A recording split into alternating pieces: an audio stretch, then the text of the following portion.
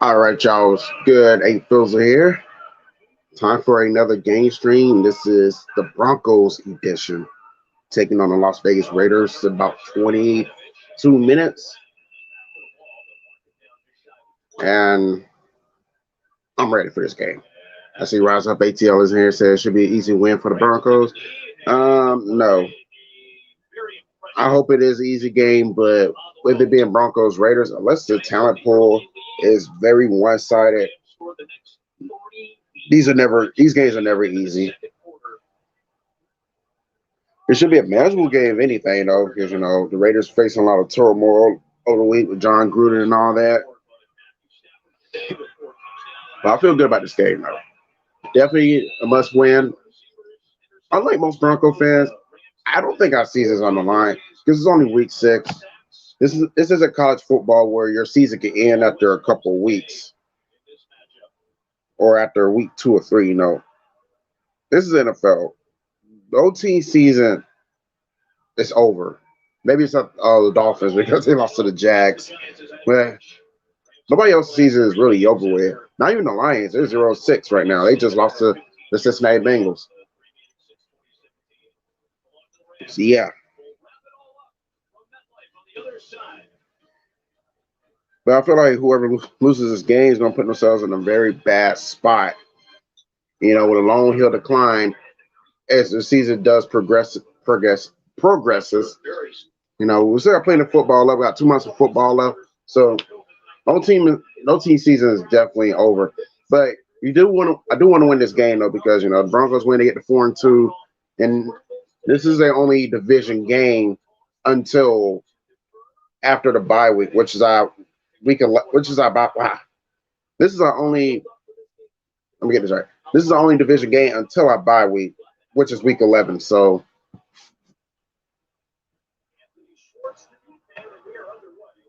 Okay, that clip came back. Thank God.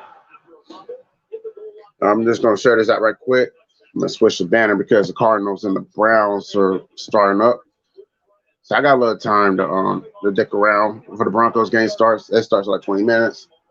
Give y'all some scores in a moment for the day games.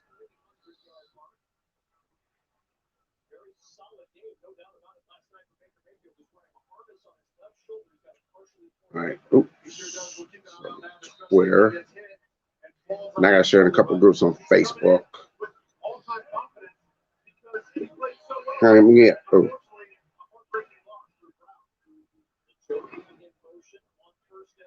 All right. A lot of the 1 o'clock games are basically with final except 2. Well, mainly it's sub 1. The Chiefs game is about to go final momentarily. But here's other scores around the National Football League. As you know, Thursday night we had the Tampa Sioux, Brown Fournette, Broncos Shermans taking care of business against the Philadelphia Eagles 28-22. They improved to 5-1. The Eagles fall to, I think, 2-4. So sucks to be them right now. Meanwhile, 1 o'clock action today, we have the Green Bay Packers taking care of business against the Chicago Bears 24-14. The LA Rams thrashing the New York Giants 38-11. We got the Cincinnati Bengals, as I stated, defeated Detroit Lions. That score was 34-11.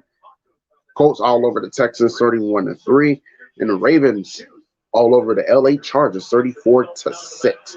So the Chargers fall to 4-2. So whoever wins our game now will be tied with the Chargers for first in the AFC West. And that game in Landover, as soon as they Landover, still that game has officially went final. The Kansas City Chiefs defeated the Washington HTTRs 31-13.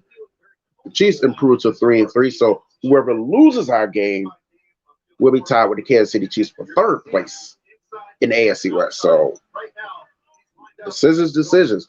Who will be tied with the Chargers and who will be tied with the Chiefs? All that and more coming up after this. And also, we had a Sunday morning game over in London. Who cares? Jaguars did defeat the Dolphins 23-20. So take that with a grain of salt, I guess. And tonight we have. Don't tell me. I'm trying to remember tonight's game. Is it? The Seahawks or something. It might be the Seahawks. I don't remember, but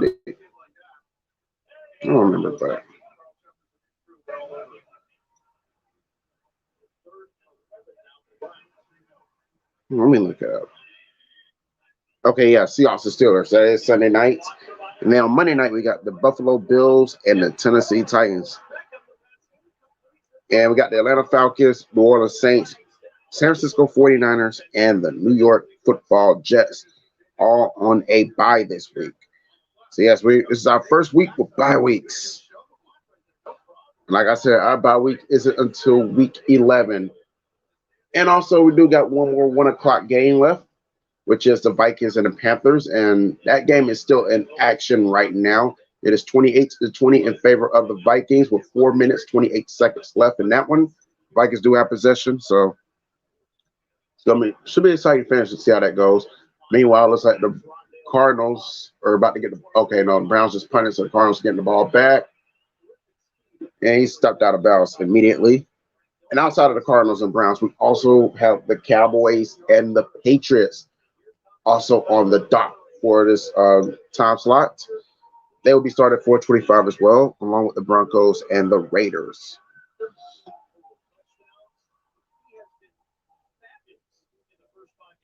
And I am ready for some Bronco fucking football. It's gonna be damn great. I hope it's there. I'm just hoping we Broncos win. That's all I really hope for.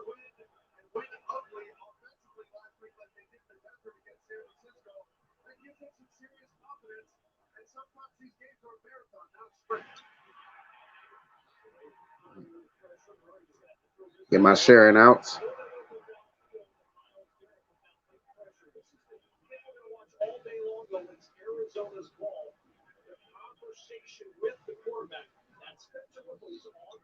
Should get some good chunk of traffic today because I'm not doing this in the beginning of the second half.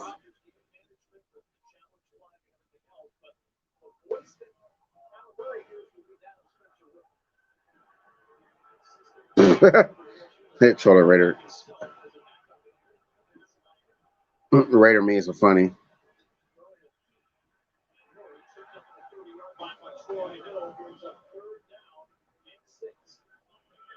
Oh yeah. Speaking of Carolina Panthers, the Hooters are in this city. They posted something earlier today, and it says since the Falcons are off today, they root for the Carolina Panthers. I'm starting to wonder, does the person who posted that knows that there is a rivalry between the Falcons and the Panthers? I just don't get it. This good, lady. Still appreciate you for stopping by. Good luck against the Seahawks tonight. That should be a good one.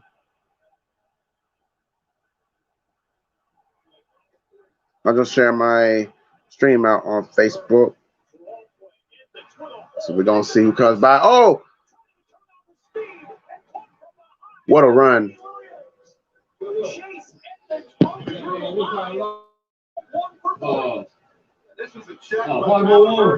Yeah, Baltimore won. Baltimore won. Look at that. Great call.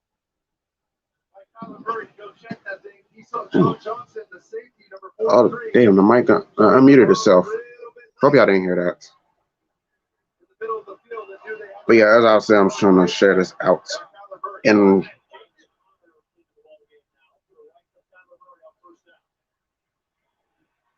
I'm on Facebook groups on, man. Right quick before the game starts.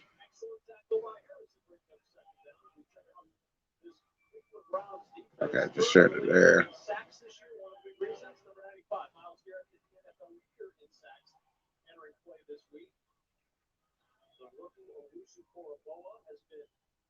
Real nice find for the Browns, and the secondary starting to get healthy. They were banged up a week ago against the Chargers. Need to be healthy today. They got to be sticky in coverage. They look great in the pass game so far. Only giving up the big run.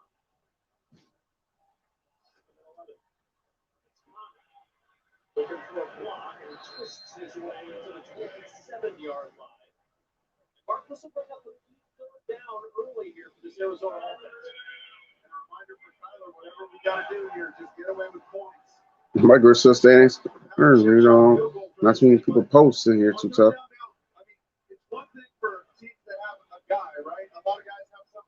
There we go. I mean, they got two legitimate slot receivers in Christian Kirk, number 13, and Rondell Moore, number 4.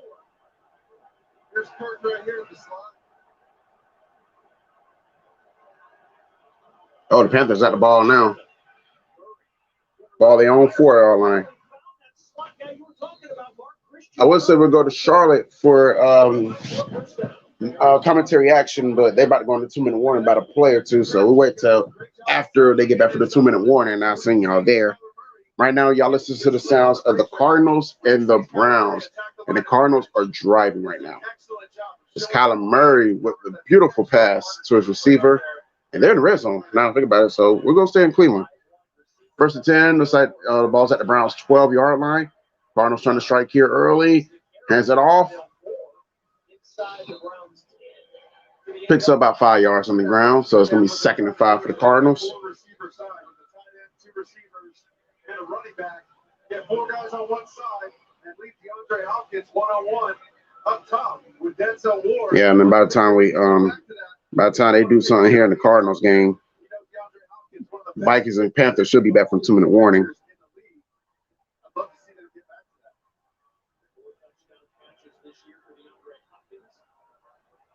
All right, second and 6 actually for the Cardinals. So they're at the 8-yard line.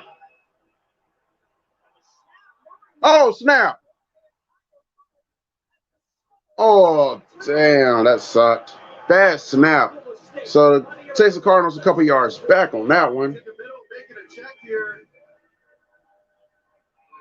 Oh, I see what. Oh, yeah. He was still adjusting the play, and center hiked it too fast. So yeah, Murray was not ready for that one. But nonetheless, it's still a bad play. So it's going to be third down for the Cardinals. 3rd and 20. Ooh, 3rd and 21. Ooh, yikes.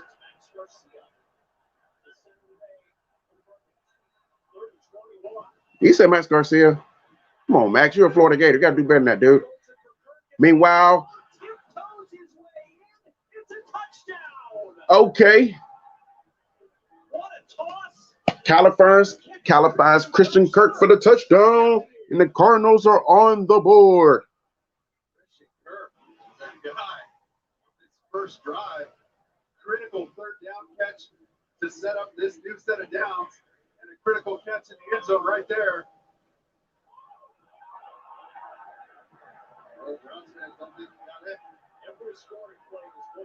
Oh, they're going to challenge it. So hold on. Trying to see if he's in. All right. The right foot was in. What about the left? Ooh.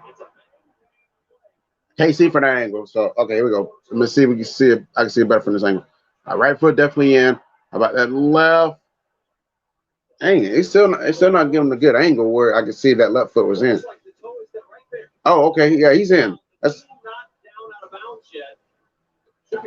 yeah, that left foot was in. On his tiptoe. So yeah, that's gonna be a touchdown. That's gonna stand. Would have been out of bounds. But the right foot, left toe, Dean Blandino looked at it from our studios in Los Angeles. He says touchdown. Confirmed the touchdown. It's a touchdown, Browns fans. Stop booing. Browns fans are happy with that. Extra point by Matt Prater. The wind will be a factor, but this one is good. Communication issues. Almost finished. Coach, no problem so far for the Arizona Cardinals on the road.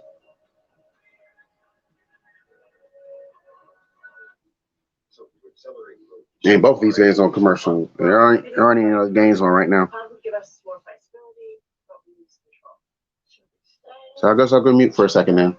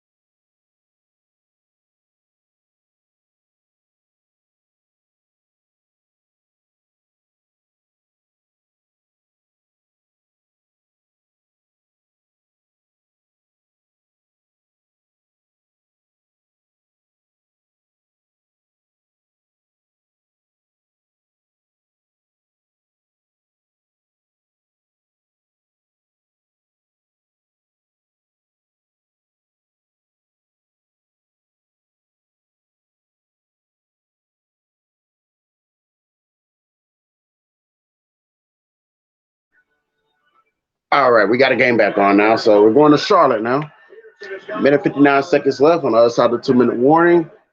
Panthers started on 4-yard line. They need a touchdown and a 2-point conversion to tie it and force overtime. But Robbie Anderson does not come away with that catch.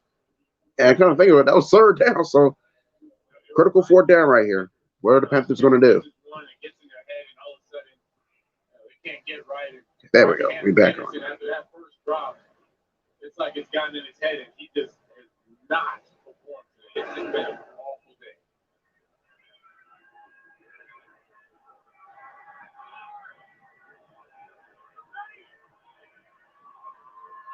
day. Last group. All right, we go 4th and 10. Oh my God, what a catch. And the Panthers stay alive near midfield.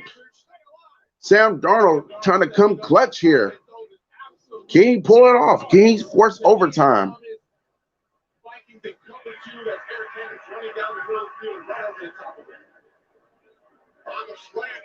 Okay, I got all the groups now. Darnold and the Panthers on 4th down. One timeout for Carolina. They would have been able to run out the clock, but instead, Carolina stays alive in Minnesota territory.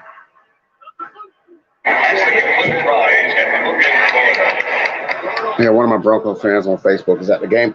Meanwhile, Sam Darnold takes it, runs it himself. He's trying to push the Panthers close. Can he do it? I need to score too. I love that he gets out of bounds, saves that timeout. There's the Neil Hunter getting double teamed. Harrison Griffin shows. Okay, minutes, like a little over a minute left in the game. Panthers are driving. They are driving. Down 28-20. Down to a minute 4. They're on a 4th and 10 and converted. All right, looks like balls at Cardinals. No, Cardinals. Balls at the Vikings 36-yard line. It's Darnold. Throws it over the top. Incomplete. Looking for a flag. Don't look like he's going to get one. So it's going to be 2nd down for the Panthers. That's just a nice defensive play. See Mackenzie Alexander. They send the nickel on the pressure. Rushes that throw and might have been a little early. I mean, real time. It's hard to say if that was early or not. By the way, incomplete, 2nd down. All right, score is updated now, so let's go. 2nd down. 1 minute left. It's Darnold. Getting out the pocket. Complete. Only for a couple of yards there, so it's going to be 3rd down. Complete to Robbie Anderson.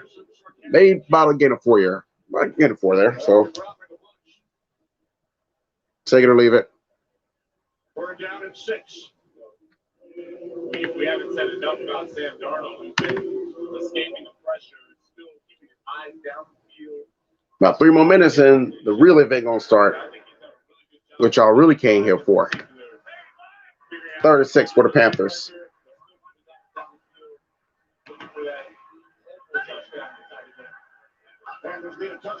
Here we go. Got the first. Oh, he dropped it. Damn, that sucks. He used to get run first. You can't think run first because often you're going to drop the ball. So it's going to be 4th down. This could be your ball game here in Charlotte. Panthers start out 3-0 wins over the Jets, the Texans, and the Saints. Not in that chronological order. Have dropped 2 straight. Losing to the Cowboys. And I forget who else you lose to, but the Eagles. That's what I think it was. I think they blew that lead to the Eagles too. They're trying to win this game, get to 4-2. Keep up with the Tampa Sue Brownfield Buccaneers. If they lose, this will be their 3rd straight loss, and they'll drop to 3-3.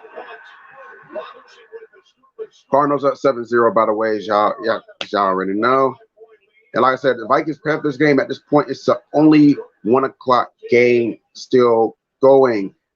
But it could be coming to an abrupt end if the Panthers do not commit this 1st down. They're facing a fourth down. Meanwhile, the Broncos and Raiders are going to be about to get ready to kick off momentarily. So are the Cowboys and the Patriots. There's Al Davis' son, just looking so lost up there. He looks so lost. Bless his heart.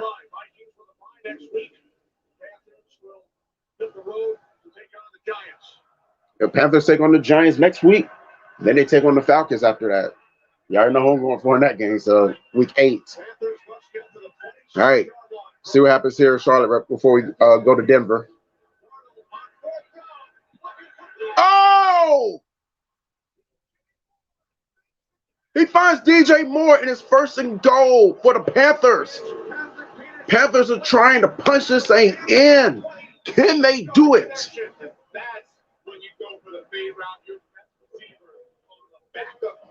Damn. On the fourth down. Hey, he beat his defender. That was good for on his part. He was able to make the catch. That was a big play right there. Vikings desperately need to get a turnover now to end this game. Or if Panthers do get the touchdown, they going to they stop that too. Well, so much for getting a turnover. Sam Darnold finds Robbie Anderson yet again for a Panther touchdown, and they're a 2-point conversion away from possibly tying this up. We may be seeing overtime in Charlotte. Meanwhile, the Broncos game has officially kicked off. We'll be going to Denver right after this 2-point conversion. And the Broncos are going to kick. They kicked it off, so the Raiders are going to get the ball first. We get Amanda Balonis. I think that's how you pronounce her name. If I mispronounce it, y'all correct me in the comments. She's sideline report for the Broncos game today. Tracy Wilson's up there at Foxborough, so good for her, I guess. All right. First and 10 for the Raiders. We'll go there just one moment. There's the 2-point conversion. Does he get it? He get it. And we're tied 28-28. What a game. Please go to overtime. Let's keep this action going. But somebody better score in overtime, though. I don't want any ties. All right, so we're going to go to Denver now. So it's apparently the Raiders did not get a first down. So good for them. Second down for them. I can get rid of this one. I have this one up on me. I may put the Vikings. Yeah, if it goes overtime, I will put the Vikings and Panthers score on the ticker as well. Meanwhile, the Browns are in red zone. Second one for the Raiders. He picks up the first down. Maybe by the gain of 1. All right, defense. Let's go.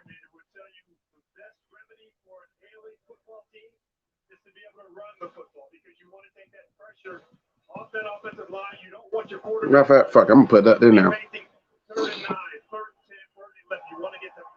This game is too damn good right now. Meanwhile, first and 10 at 35. Raiders are sticking to the ground game right now. Pick up about a couple yards there, so it's going to be second down. What's the Vikings record? 1-4, I think. Soon as 1-4. No two coaches are alike, so maybe that one. I crap myself later if I'm wrong. I figure. Well, it might be 2-3. That's second and 6 for the Raiders. And that's going to be incomplete, way out of bounds. And we get a flag on the play. Don't say it's pass interference now.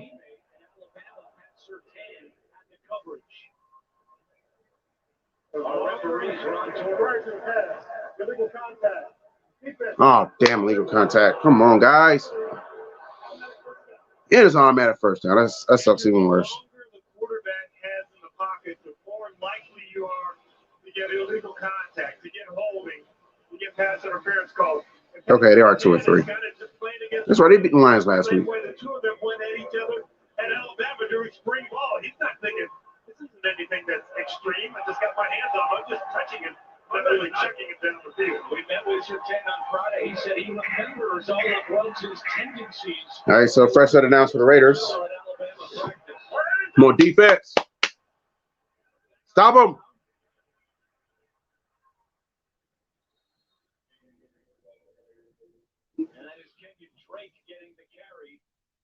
A lot of Alabama players on the field. You got Kenyon Drake. You got freaking Henry Ruggs, Pat Surtain. Jerry Judy still hurt. Well, he's not hurt anymore, but he's not playing in today's action. I think they're gonna say. I believe they're gonna say him for the Browns game on Thursday night. So this is what happens there. 2nd and 4. Ball is officially at midfield. Raiders coming in at the 29th ranked rush offense. And goes nowhere, maybe about a yard on them. So maybe 3rd and 3 or 3rd and 3.5. Meanwhile, 3rd down for the Cowboys in their game. I see Sports Live in the ATL. He's here. Go Broncos. I see Ash Raider up in here. I don't really see Ash Raider around too tough. I know Bronco Fanatic made a video about him either yesterday or the day before. So, but I know he's out there for us like the Raider Nation. So, but 3rd and 2. Here we go. Big 3rd down right here already. Let's go defense. Let's go deep. Ah.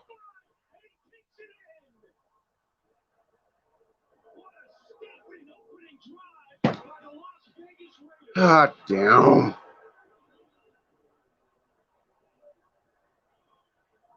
It's the first time the Raiders have scored points on their opening drive since week 11 of last year. You get the little triangle out there with the 3 receivers, and Ruggs just runs right by. Dang, Justice Simmons, that's on you, dude. Last week in Pittsburgh, gave up a deep ball early, made some changes in the secondary guard he was also run by. Not very many guys can keep up with Ruggs. 7-0 Raiders. He has 4 career touchdowns, and all 4 have been at least 40 yards. What a start for Vegas. Carr, Ruggs. I thought that was Henry Ruggs for that touchdown. All right, I'm gonna give me a beer. Don't worry, I'm gonna do the whole game though. I'm not gonna duck out. We start getting asked for like a certain Raider fan did last week, who shall remain nameless. I'm gonna take y'all. I'm gonna take y'all back to Charlotte right quick. Now let's to the Vikings and the Panthers. The next week against the Cardinals, missed 37-yard attempt. Vikings won by 1, and they had a 54-yard game winner as time expired to beat the Lions last Sunday.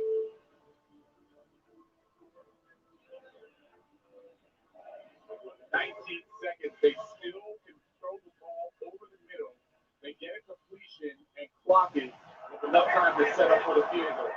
So it's not all about the sideline. Timeouts from the Carolina 37. Cousins pass. It is down to the 28-yard line. It's scored by Thielen as the Vikings hustle up to the line. As you said, Jonathan, Cousins will now clock it and give Joseph an opportunity for a second straight game-winning field goal. Yeah, they were in the Panthers defense. They were in a very tough situation because you want to play for the sideline, obviously, but again, there was the normal offense for the Vikings. This was really masterful. The way that they were able to move down to 6 seconds with a chance to win this game. This will be a 47. By the Jets, that rule calls timeout.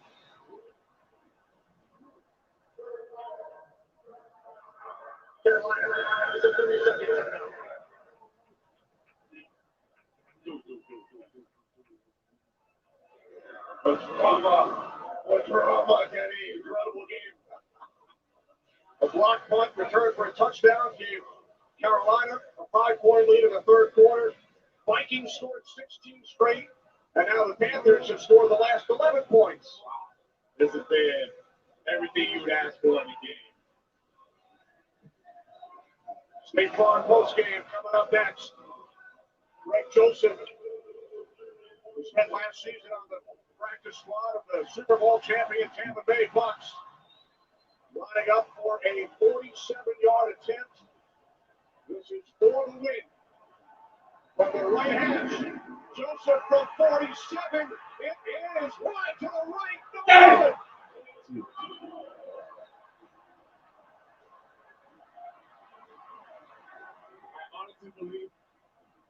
We have something to do with the game. Last week there was 5. Today there's 2 now. Yeah, we were in Cincinnati last week. 5 straight missed field goals. Joseph with an opportunity to win it for the Vikings. Wide right. Just wide right. All right. Get ready for overtime. Over the first 5 weeks. All right, Broncos, let's go.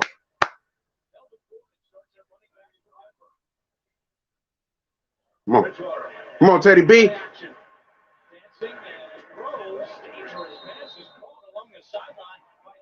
Okay, Tim Patrick with the catch. For a second, I thought it was going to be intercepted. I said, not a good way to start that game. Meanwhile, the Vikings got down the field real quick. I was up front, and they got in the field goal range and missed the field goal just barely wide, right? So we got overtime. We have overtime, people. Meanwhile, 2nd and 3 for the Broncos. Give it to them. Beat them. Let's go. Should have trucked them, Melvin. Should have trucked them.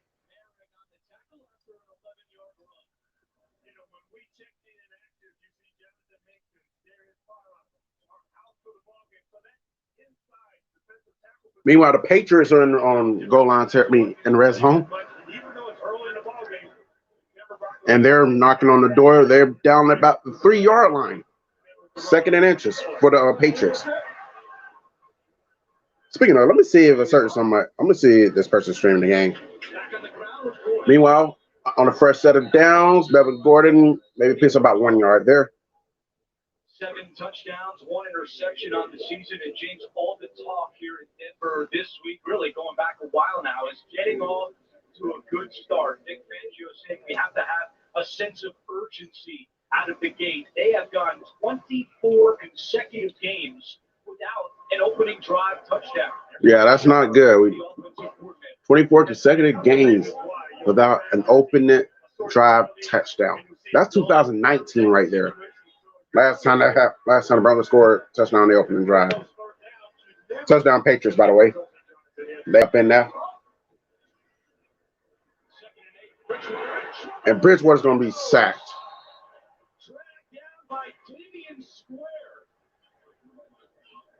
And that's his first sack of the year. The Las Vegas Raiders came into this ballgame with 15 sacks. And so you're looking at those sacks and you're wondering, okay, where do they come from? Do some come from the secondary? Nice, so it's going to be 3rd down. No, each and every sack has come from the defensive line. That is such a luxury for defensive coordinator Gus Bradley, and he only has to bring 4 guys to get after the quarterback. And now 3rd down and long, something Denver fans are familiar with. The Broncos dead last in the NFL converting 3rd downs. Come on, we need this one. There we go, 1st down. I see you, Cortland. Let's get it.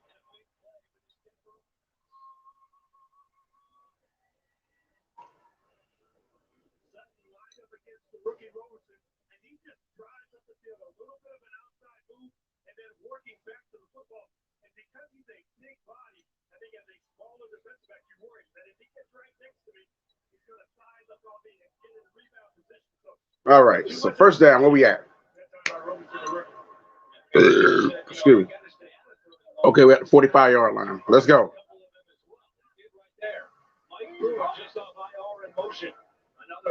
We got up and throw it. There we go. There's our flag. Pass interference on the Raiders.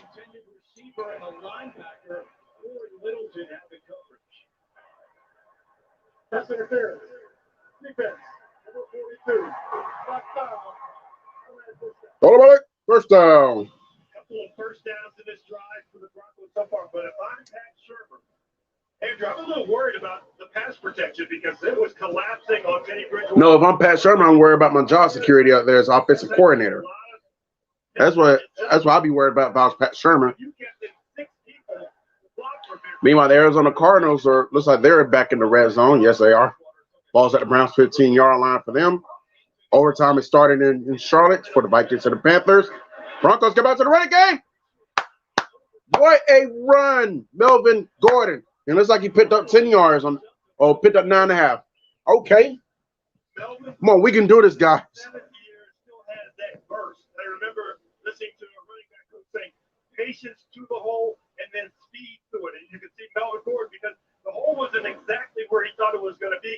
He had to bounce a little bit to the outside and then that speed to get through the hole. A 9-yard run. Man, what the Vikings are doing just in.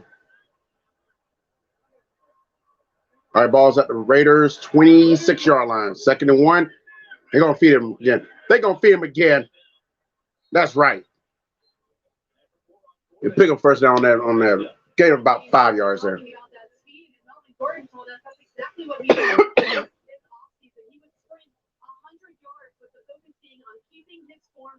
First and goal for the Cardinals.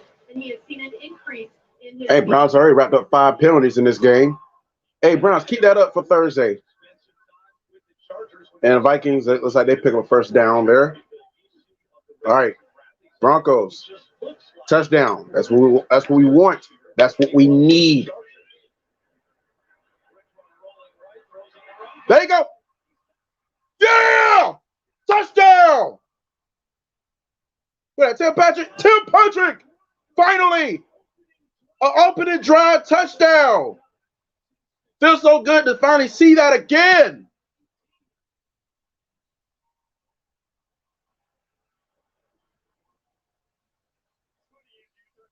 I haven't posted on Twitter or Facebook yet. Let me do that. I've been so wrapped up in this Vikings Panthers game. It's so good.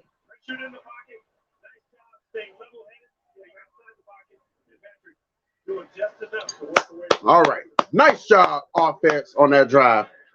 And their support is good. It's tied 7-7. This year, even going back to last year, both score touchdowns on Oh, I didn't catch the Go Braves tonight part about on Rise Up ATL. That's right, Go Braves tonight.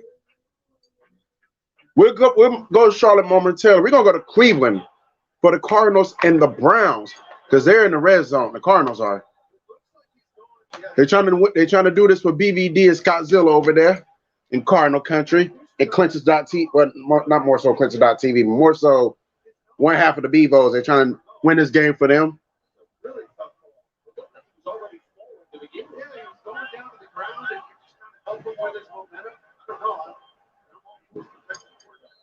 Oh, we may have a flag on the play. The whistle was already blown. And it's first and goal for the Cardinals, by the way. They're trying to punch it in, go up 2 scores. And it's on the Cardinals. So they'll be bouncing back.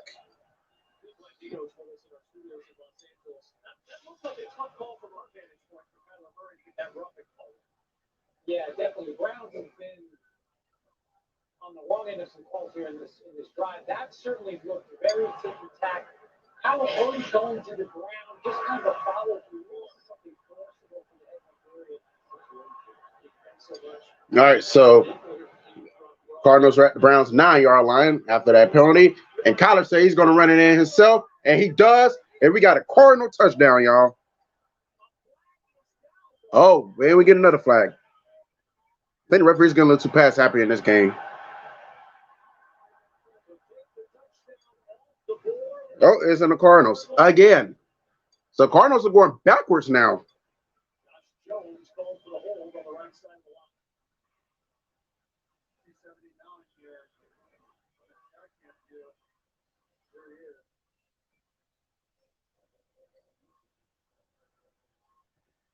I'm not thinking about that game right now, Slater. I'm focused on the Broncos and the Raiders, and then I'm going to be focused on the Braves this upcoming week since Florida has a bye. And then I'll be focused on the Broncos-Browns game on Thursday night. Then on October 25th, then I'll shift my focus on Florida, Georgia.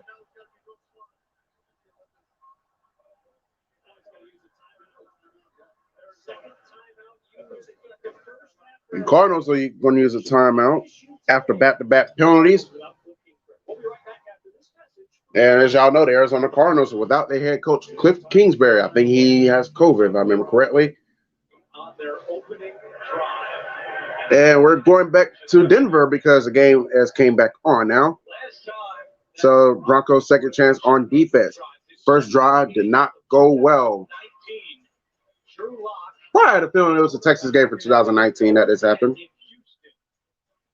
It was 25 games ago. They finally are able to put some points on the board. Both teams. All right, the Calgary Stampeders might make the Canadian Football League playoffs, y'all.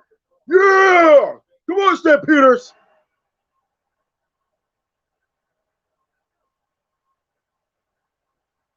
All right, so Raiders begin possession at their own 25-yard line. After watching their defense give up, let our offense go down the field. And Bryce Callahan said, "Where you think you're going, boy? You're going to get 2 yards, and that's it." Asked Vic Fangio about the defensive plan to match up with Darren Waller. And Fangio spoke so highly of Waller, called him one of the more special players in the league. And he said they do such a good job of moving him around. It probably won't be one guy on Waller defensively all day. Should have ordered me some wings. It's all good. Uh-oh. I see you, Cowboys. Touchdown, Cowboys. They hurry up to march down the field. Meanwhile, it's going to be third down after pick a couple of yards by Josh Jacobs on the ground. Meanwhile, the Cardinals and the Browns are headed to the second quarter. Cardinals still in red zone once they return for commercial. And looks like we may have a final in Charlotte. Yes, we do. Touchdown, Vike. Oh, before I speak too soon, they're challenging it. Just make sure you got in first.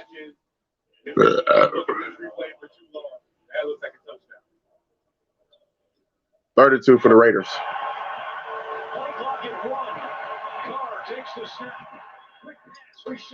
And he picks up a first down, barely, but he does. Whatever. Come on, we got to field on third down. In all seriousness, though.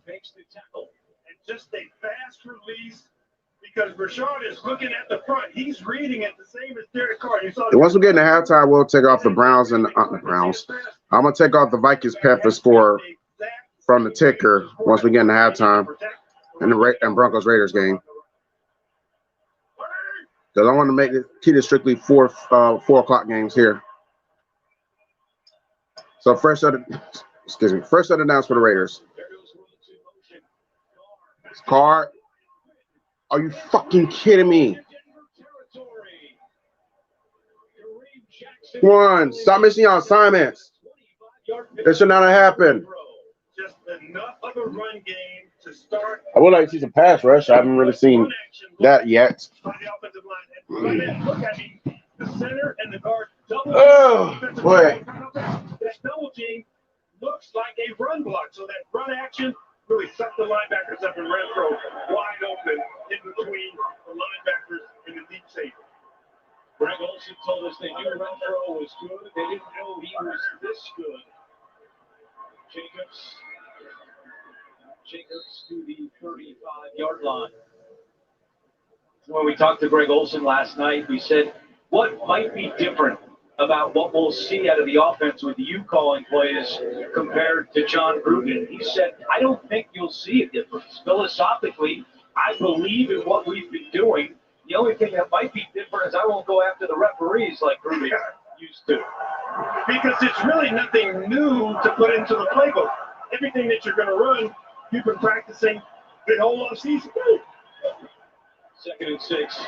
Jacobs spinning his way. There you go, get him. Back to New York and NFL Today update. Here's Phil Simms. Okay, Andrew, Kirk Cousins in overtime finds KJ Osborne for a yard touchdown throw. Minnesota wins the game in overtime 34-28 over Carolina. 3 touchdowns for Kirk Cousins. Back to Andrew James. All right, Phil, thank you. Vikings go to 3-3 in the NFC. And now 3rd and 3. Come on. Big third down right here. There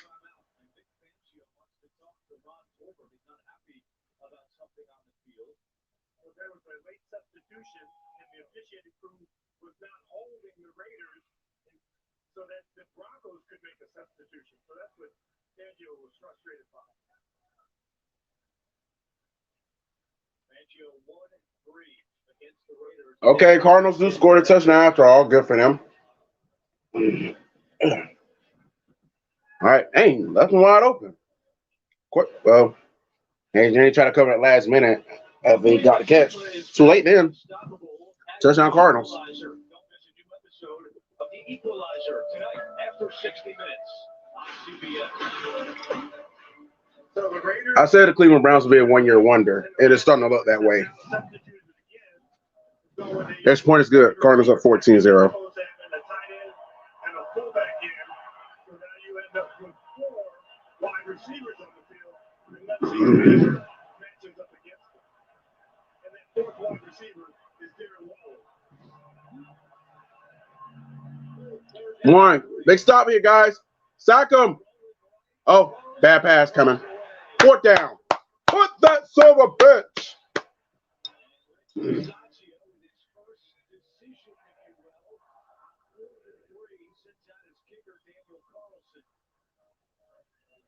Oh wait, they're in field goal range. So the Raiders gonna go for a field goal. I thought it was a little bit further back.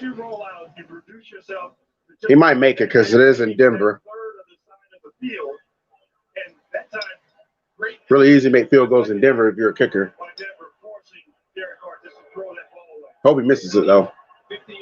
Or I hope it's blocked.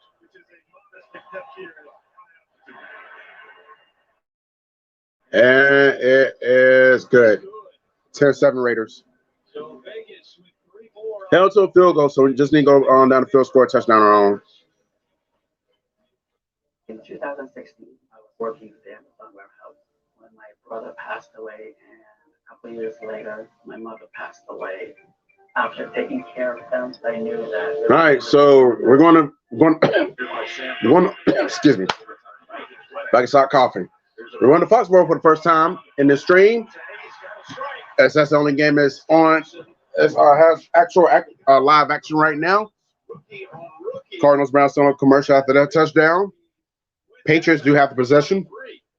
It is 7-7 there. About 5 minutes left in the first quarter there. Cardinals and Browns that just started the second quarter. They only like 11 seconds in. And as far as the Broncos and the Raiders, you got 2 minutes and 47 seconds left in the first quarter. And make sure y'all go scope out Sports Live on the ATL stream tonight. If you're watching, he will be streaming the ATL Braves and the Los Angeles Dodgers. Game 2.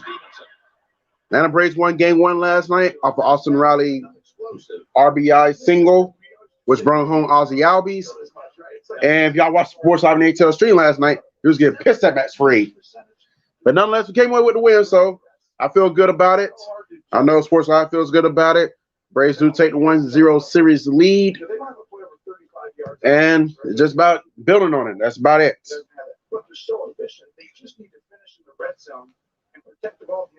There's Josh May douchebag.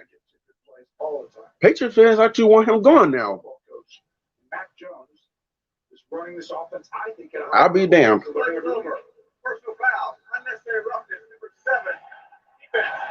Oh, foul on the Cowboys. Oh, by the way, these are the battle. This is a battle of bandwagon nations right here. You got bandwagon nation number 1 in the Dallas Cowboys versus bandwagon nation number 2 is in the New England Patriots. Come on, dude. You just gonna straight up punch him in the face like that? I'll be okay if that was Bryce Harper. You just cost your team. You just cost your team big time right there. Now you just put Patriots in the red zone. Idiot.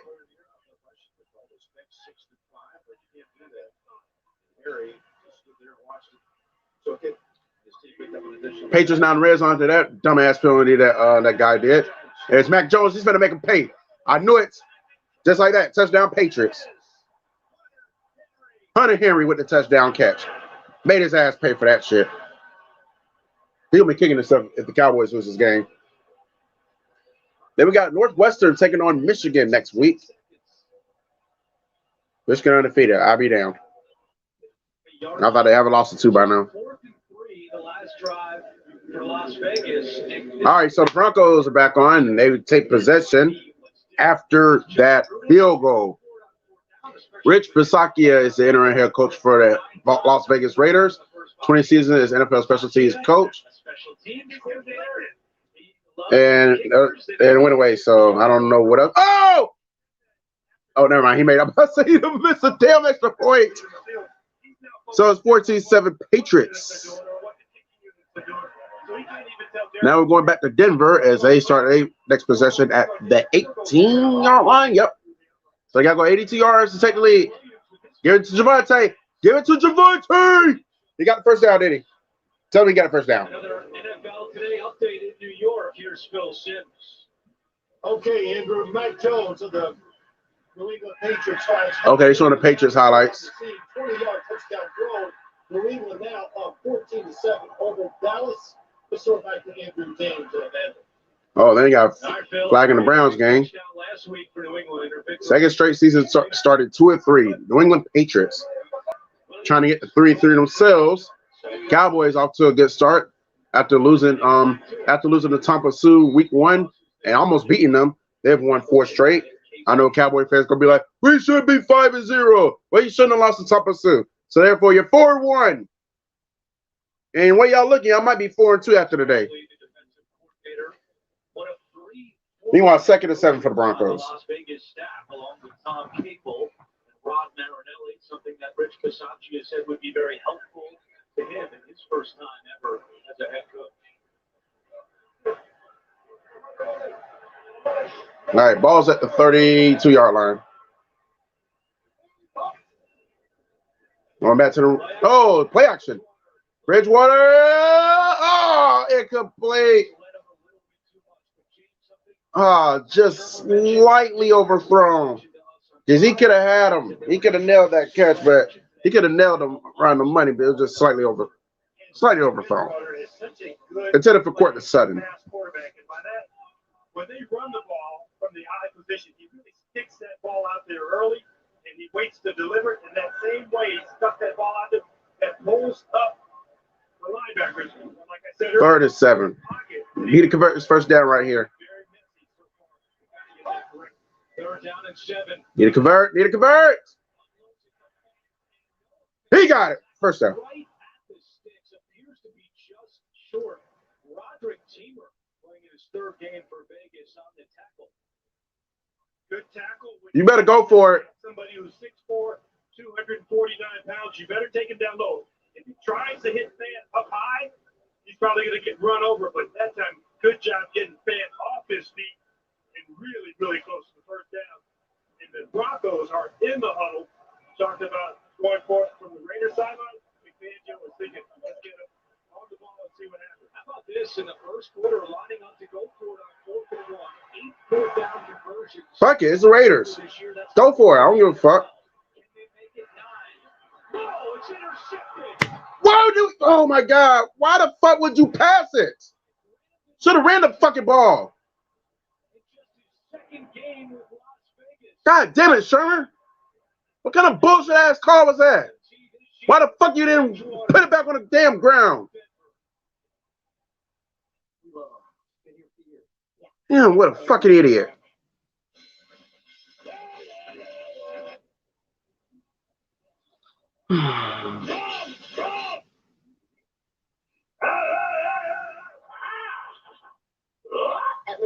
Now I want to punch him in the damn face.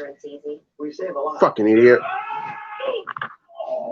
I seen that comment Sports Live. I got nothing. I got no words on that. The best things America makes. Just win the damn game. Lieutenant, he went into the locker room. He just came back out. It looks as though we could see him back in here shortly. Well, the Cowboys now starting to pick up big chunk plays as they did, starting with that last series. They moved down the field. You remember plays and how they run it. They run it with Pollard. Had a good game. 6. How efficient they are on first down. Got a flag, and Patriots say it's holding against Dallas. We'll see. Holding. Offense 52. Why did you stop? 10-yard penalty. First down. On the first series, how did the Cowboys stop themselves? Penalty, right? Mm-hmm. This is what I see. It's like a holding penalty. so efficient on first down. That would have been second and 3. That's the second time they've had a penalty on first down today. They've got, in fact, 4 in this opening quarter. Patriots have not been flagged once. And if the Cowboys don't get flagged, it's so hard to stop this team because they can do it. The levels Belichick telling us, if we don't stop them on first down, The score's in the ticker. they're always ahead of the chains and then they can do anything in the offense.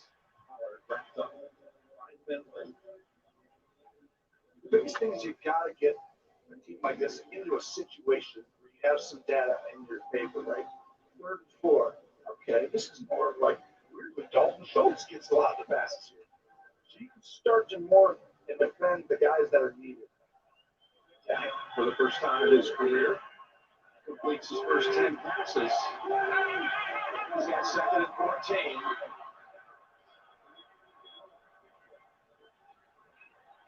In trouble. All right. Broncos game's back on now. At that dumbassery, he was going to just if he was going to deliberately turn the ball over, you better well just punt the damn ball. Should have ran it. Interception on 4th down. The Raiders take over in great field position. Carr under the shotgun. Over the middle, and it is Carr. Watch who go score. It's about to happen. Foster Moreau makes his 4th catch of the year. Some bullshit. 11-yard pickup, and that could be the final play of the opening quarter, although the Raiders do hustle to the line. 4 seconds left. And Carr found the jump, a free play, just chucks it up, and it's incomplete. Carr got exactly what he wanted because all he was going to do was mark at the line of scrimmage. And once Von Miller came across, it's a free throw. Great awareness by Derek Carr.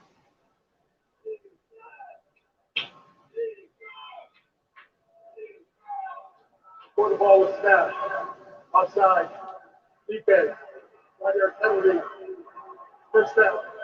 Please set the game clock. 2 seconds, please. 2 seconds on the game clock. Clock will start on my 6. You see Carr asking Ron Torport, is the clock rolling? If it is, I'm going to walk off the field. Go talk to Greg Olson, my offensive coordinator. We are through 1 in Denver. And the Raiders lead the Broncos 10-7 on CBS. Better shouldn't have to cost more. Hey, Verizon plans start at just $35.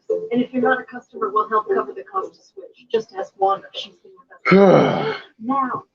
That's the handle. All right, so we're going to go back to Foxborough. First quarter came to an end there in Denver, so it's still 10-7.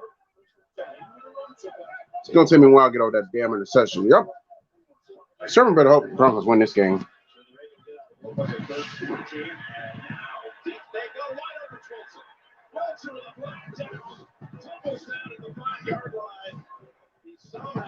Ugh. Was invincible behind that secondary. I think it's going to be the same thing. Terry Smith, 77. Up it. Mm-mm. That's a huge one right there.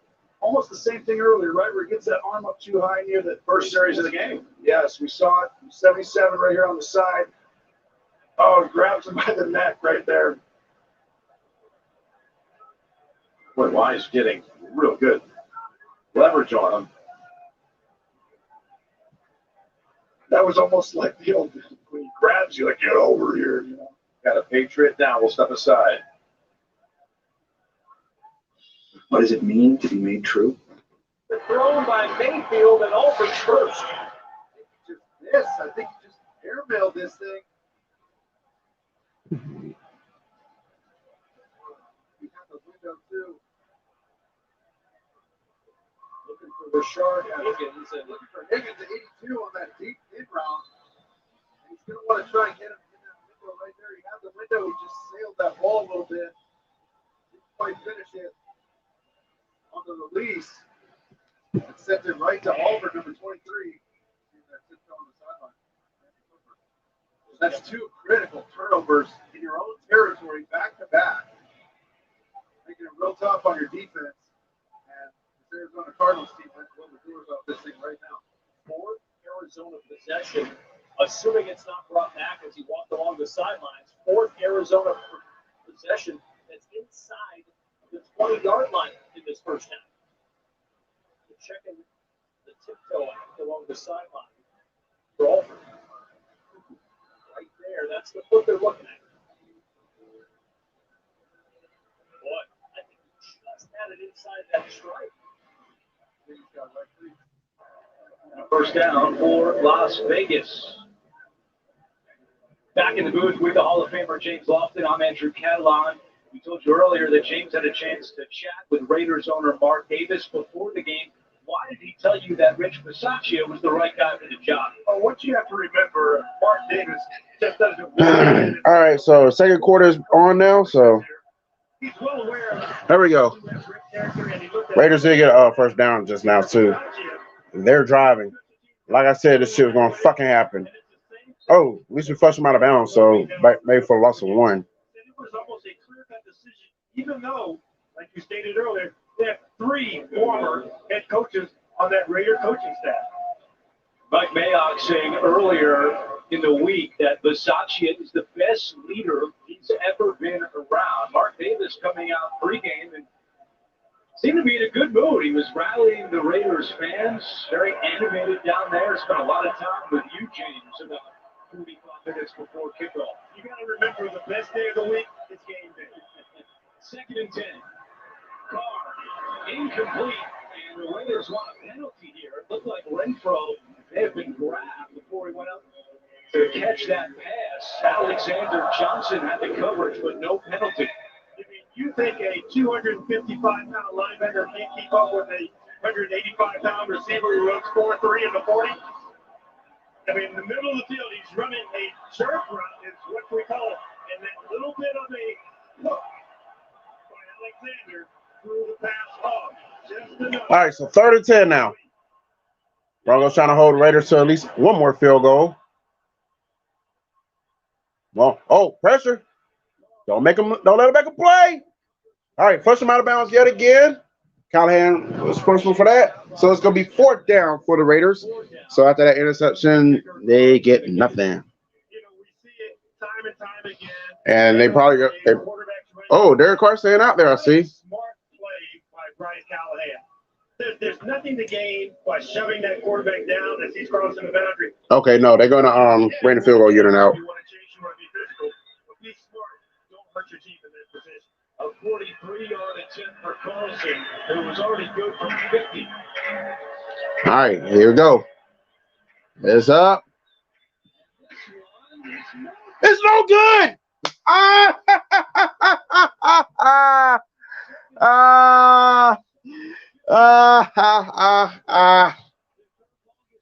Take that, Raiders. Oh, yes. Someone has a question back. All right, so we're going to see out to the sounds of Cleveland because the Patriots game is also going on commercial as well. They came to the end of the first quarter there as well.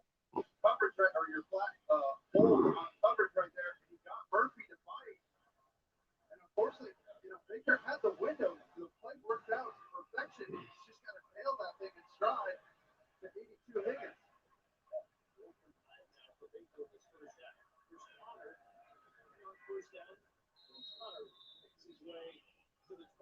Miles Garrett on the tackle. Frustrating first half of the quarter. And listen, interceptions happen one of 3 ways, really. Just bad decision, bad throw, or a really, really good defensive play. That was just a bad throw, a physical mistake. He made the right read. He had his guy open. The play was dialed up and schemed properly. He just missed. Broncos trying to tack on to a 17-0 lead. Delayed handoff to Connor, and Connor makes his way to the 20-yard line. It'll bring up 32 after the 5-yard pickup. So 3rd and short here for this Arizona offense. We have a little bit of it today with the head coach out after testing positive for COVID-19. Absolutely, but they won't have played based off the score call. I mean, holy cow, they jumped out to an early lead. They got to 17. Really smart. They're walking away with another field goal here. So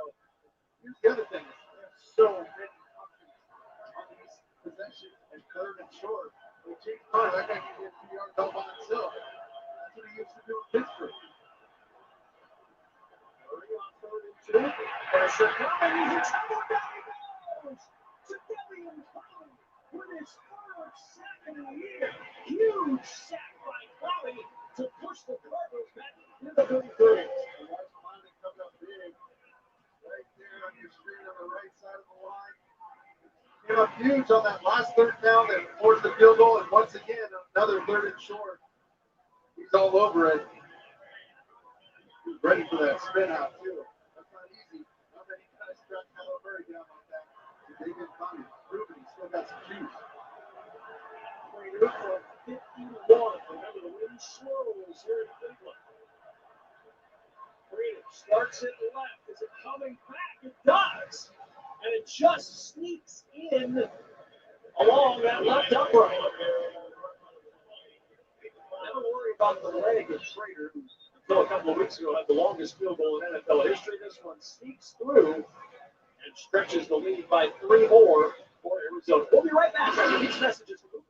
Tonight, I'll be eating fresh caught mahi-mahi with a side of spicy ketchup.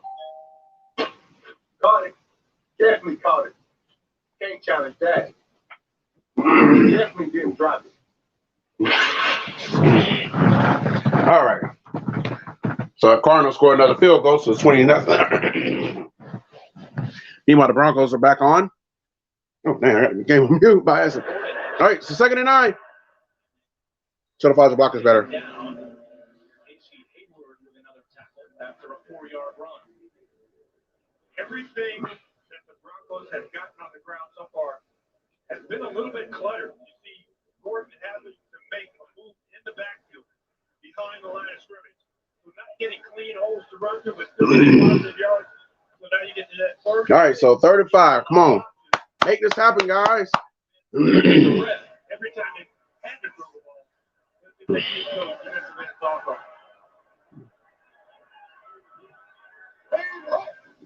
Come on. First down right here. This one's going deep. Yeah. Oh, he dropped it. It's in it for Cortland Sutton. Touchdown. That one just a little bit too far out of his reach. Coming back from an ACL, just powers through the defensive back, and that ball right off his fingertips. So frustrating because everybody in the stands, everybody in an orange T-shirt, just knew that that was a touchdown in the making. Damn. Something to keep an eye on. Sutton has a large size advantage over the Raiders' corners. So the Broncos go 3 and out, and they force a punt. That time it was speed that just burned Hayward. As Sam Martin punts it away to Renfro. Good kick by Martin. So both teams wasted opportunities on their previous drives. After the Broncos INT, the Raiders failed to score by missing that field goal, and the Broncos followed up by going 3 and out. This will be a low-scoring game. I see that now. All right, going to Foxborough now. As that game is, yeah, we got the Cowboys in the red zone once again, 3rd and 9. Ball's out there on 16-yard line. Patriots like they're going to try to bring the blitz. And we got a timeout. Appreciate that, AF DeVille. Second look to the Broncos. We'll be back in 30 seconds after this from Under Armour.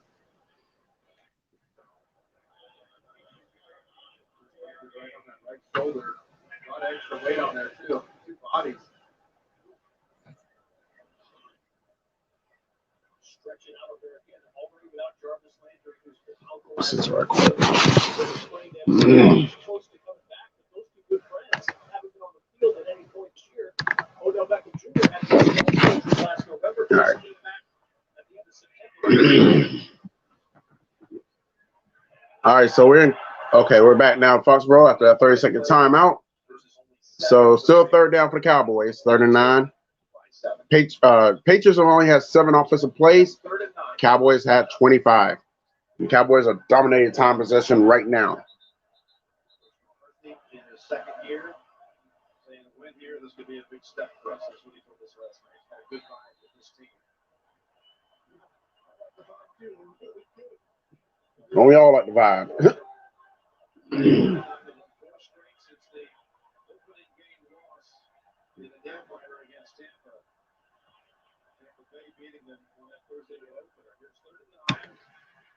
All right, here we go.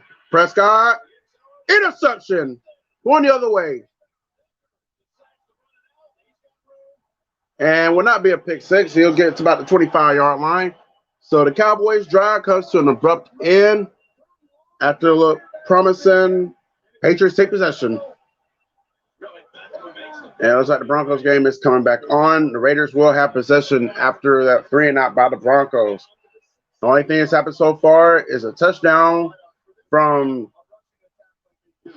hold on. There's a touchdown for Derek Carr to Henry Ruggs. That was quickly responded from a Broncos touchdown from Bridgewater to Tim Patrick. Raiders do add on the field goal. They tried out on the second one, but bounced off the goalpost, went right. Bounced off the goalpost and went wide right. Meanwhile, first down.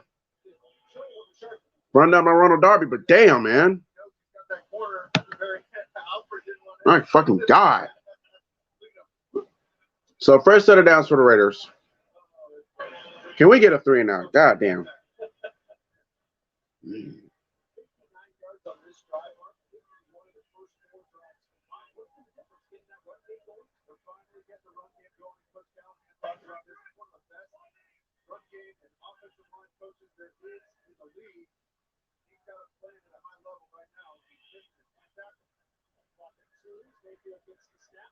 Oh, that's to the Browns game. Hold on. Incomplete. Broncos defense only one takeaway in the last 2 games. They had 5 in the first 3 games. Something that Big Fangio was harping on this week in practice. All right, so 2nd and 10 for the Raiders. Ball's at their own 31-yard line. 2nd down and 10. Oh, got him. I seen that coming. Good stop. Teammates in Alabama and Surtain getting the better of Jacobs there. So once again, big 3rd down here. Meanwhile, in Cleveland, the Browns are finally on the board with the touchdown. So Baker Mayfield found Peoples-Jones. Interesting last name scheme. Oh, and Surtain is limping.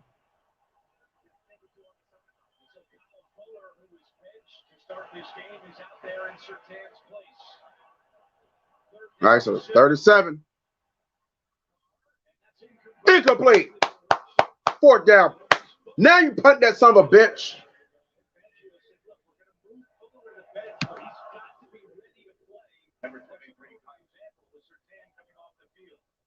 Watching that and knowing how fast Ruggs is in tight coverage, but Fuller to the point where he makes the turn at the same time Ruggs makes the turn to try to. All right, Broncos, another chance now. Let's go take this lead. Now stop bullshit. A.J. Cole comes out for his first of the day. Spencer is the deep man. Moves this one, but too far into the end zone. All right, touchback. A 66-yard punt with a net of 46. And with 10-11 to go in the first half, it's still 10-7 Las Vegas. This goal means you're a champion. All right, so we're going to, I'm going to send y'all the Foxborough right quick, and I'll be right back once again. Interception before. You see Wilson, it's 3rd down. They double team Schultz because the numbers tell you to just throw this up the field. That actually just throws it behind them and allows Bethel to get in there, but a little surprise, right?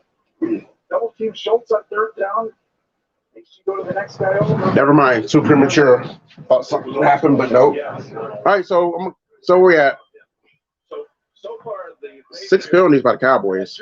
Damn, not good. They've only run 1 second down snap. All right.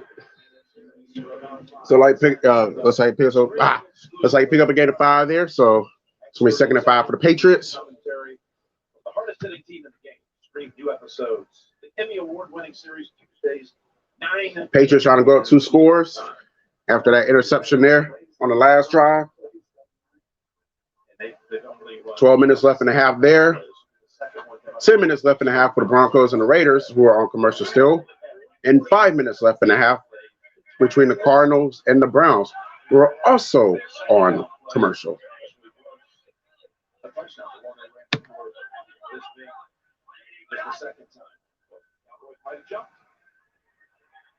And Mac Jones is going dead. He finds this receiver. Nelson Aguilar makes a catch, and it's going to be a fresh set of downs for the Patriots. It'd be nice if the Broncos can do that. Hold on to the fucking ball. And it looks like Odell Beckham. I can't talk today. Looks like Odell Beckham Jr. is going back to the locker room. He sees the defense, and you're going to see when he throws this ball. Baker Mayfield's talking to his players, giving a little pep talk. First catch by a New England wide receiver. Ball's at the Cowboys' 28-yard line for the Patriots. Not too far away from the red zone. Goes back to the running game. Picks up about 3 yards there. So it's going to be 2nd and 7. Some of the things about young quarterbacks to look for on tape. All right, now we're going back to Denver as the Broncos are back on offense again, starting out at their own 20 after that punt for a touchback. And it looks like we only get back to the line of scrimmage. All right, the backup No linebacker more. for Denver getting looked at. As Javonte Williams had to carry to start this drive for the Broncos. No gain on the play. Teddy Bridgewater, 5 of 8 for 50 yards. He's been a little bit off so far in this game, missing that big connection with Cortland Sutton.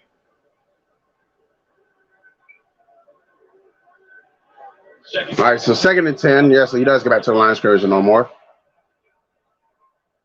And we got a flag on play. Say it's on the Raiders. Say it's on the Raiders.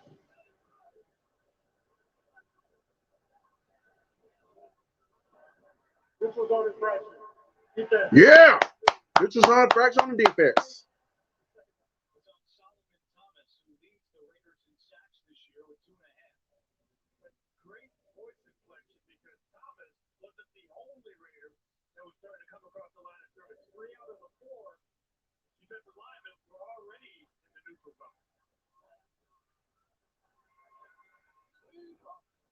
All right, here we go. Here's to Javonte. Picks up a couple yards there, so it's going to be 3rd down. Maybe about 2. So big 3rd down for the Broncos, which has been an Achilles heel for them all damn year. That they're going to be able to get that 8 defender down in the box and that safety. Yep, I was saying it right. 3rd and 2. Jonathan Abrams, number 24, is just as much a linebacker as he is a strong safety. He is physical at the point of attack. Oh, looks like the Cowboys got the ball back. So Patriots do nothing on that drive after that interception. Meanwhile, 3rd and 2. Made it count, baby. 1st down. He finds no offense. Booty change, motherfucker. Bridgewater was able to deliver to Fan, but James' accuracy has been a little bit off. And the pocket has been unclean. And so once you get people around your body, it's going to be hard to be as accurate as you normally do. Teddy Bridgewater, who started the season off at about 75-76% completion percentage, it slowed down a little bit, especially the last 2 weeks against top quality. Oh, back-to-back catches. Over the last 2 weeks, but he has a completion here. And it's to the reserve tight end, Eric Saubert, his 3rd catch of the year. Bridgewater revealing this week that he doesn't have cable. Oh, Odell Beckham. I can't talk. So Odell Beckham was screaming at the top of his lungs, so it must be a really serious injury that he suffered. I hope he's all right, though. 2nd and 4 for the Broncos. Teddy B is analyzing the field. This old pyramid was staring him down. Go back to the running game, and he is stuffed. Javonte Williams just gets back to the line of scrimmage, and that's it. So 3rd and 4. Once again, Broncos facing a critical 3rd down. All the noise, but in a way, I think it's very helpful for quarterback to be able to dismiss it with as much time as they put in, because he's pulling into that parking lot. It's still dark, and when he's leaving, it's dark again. So you got to be able to. All right, come on, gotta convert this.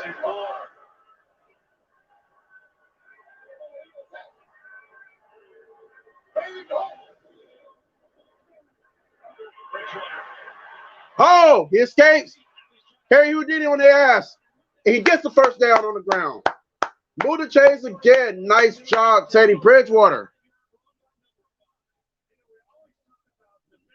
Let's get it.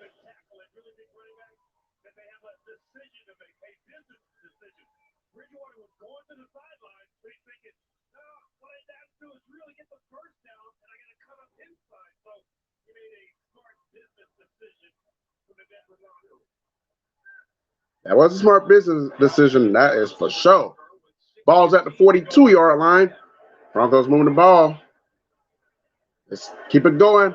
Lock for him. Lock for him. Oh, your skates again. Just throw it away. Thank God. You just threw it away.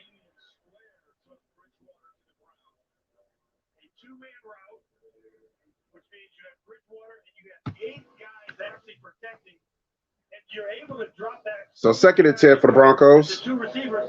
After that incomplete pass.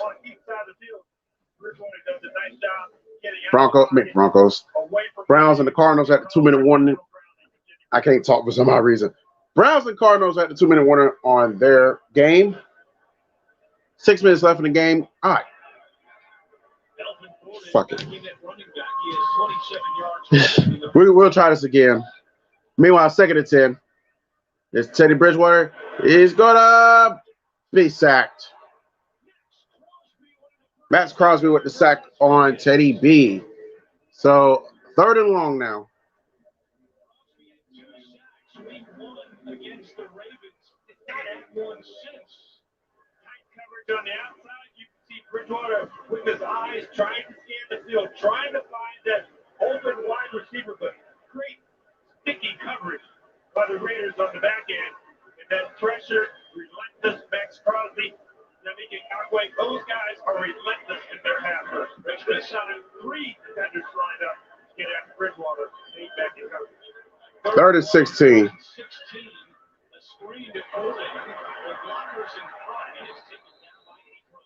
Picks up a good chunk of yards, but still gonna be short of the first down marker.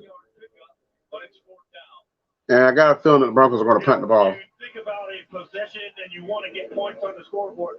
Well, now you're going to be able, if you get a good punt, get it directionally out of bounds, or make the punt return a fair catch. You can Wait, Zach Ertz is with the Cardinals now? I know the Eagles got rid of him. Yep, Broncos going to punt. That sack on 2nd down killed the Broncos there. Terrible punt. Hunter Renfrow doesn't really do much with it, so the Raiders are going to take possession now. And this game has really slowed down now. After a good chunk of scores in the first quarter, definitely having like a defensive slugfest. Offenses can't really do shit in the second quarter, and that's where we at right now. Meanwhile, I'm going to take you to Cleveland. It is 20-7. Minute 45 seconds left in the half. Cardinals facing the 3rd and 1. Oops, excuse me. And the Browns are going to use their first timeout. Coming up on the Verizon Halftime Show, we'll get to today's action. That includes the huge AFC West showdown between the Raiders and Broncos and America's team battling the Patriots. Kurt Benefit, you meant Bandwagon Nation, Bandwagon Nation.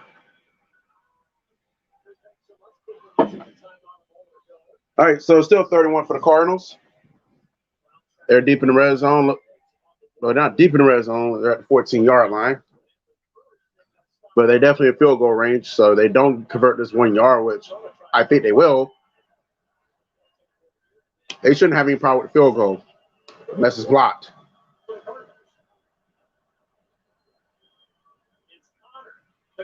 Hands at the Giants corner, and that's going to be a first down for the Cardinals. And it's not going to be 1st and goal, so it's going to be regular 1st and 10. Cowboys are now in the red zone as well, unless this is coming back, and it's a false start, so it's going to come back. So scratch what I said about the Cowboys being in the red zone. Not anymore. It was good, ATO 1. So first down for the Cardinals. After that little run by James Conner to move the chains.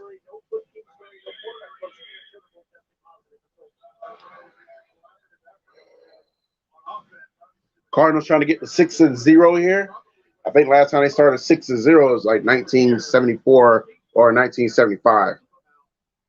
But the Cardinals have started 6-0 before. I think they started 7-0 once before in their franchise history. Trying to do it here today. And we're going to go back to Denver after this play as they're coming back from commercial break. It's Kyler. And it's going to be incomplete intended for D-Hop. So it is going to be 4th and 1.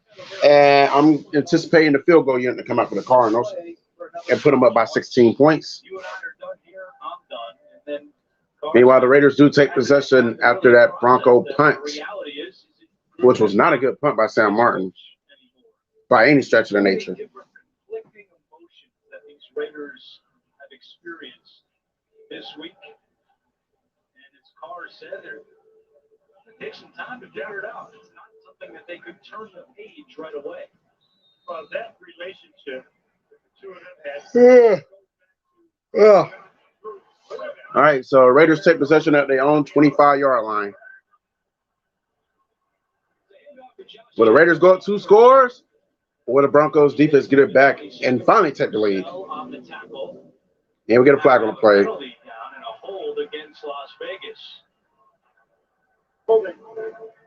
Okay, holding penalty on the Raiders. So we're re-scratch everything that just happened. They don't count anymore. So we will now see from Greg Olson, how do you construct a drive? You're a little bit backed up. You've got a 1st and 20. You work your screen game in here. You don't want your quarterback to hold the ball. Chicken finger mozzarella sticks. All right, so 1st and 20. Balls at their own 15-yard line. Can we get a sack? As he does connect with his receiver there, only for a gain of 5. So it's going to be 2nd and 15. Broncos got an opportunity to go 3 and out right here. Make it count.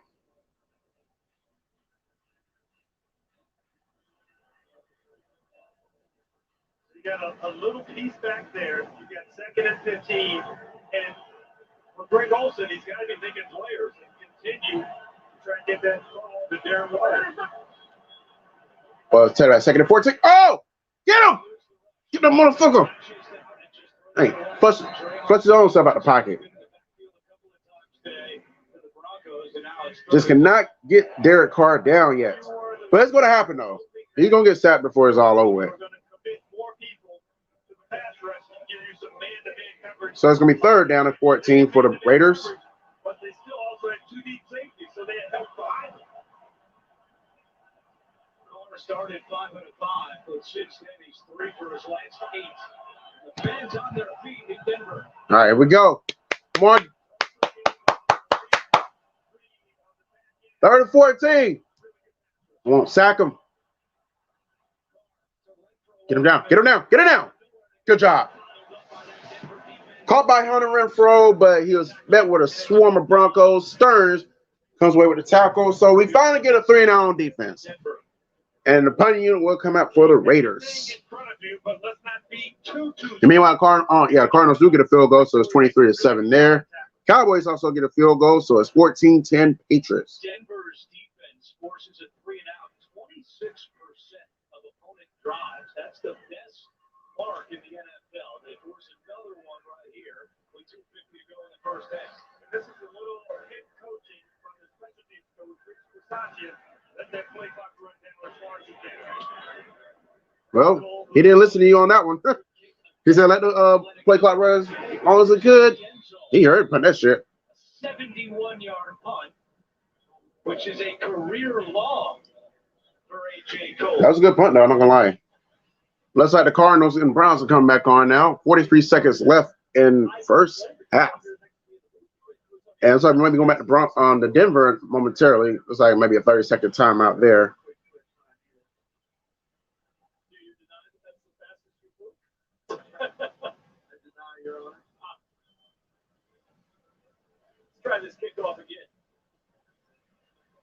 shorts. Still deep.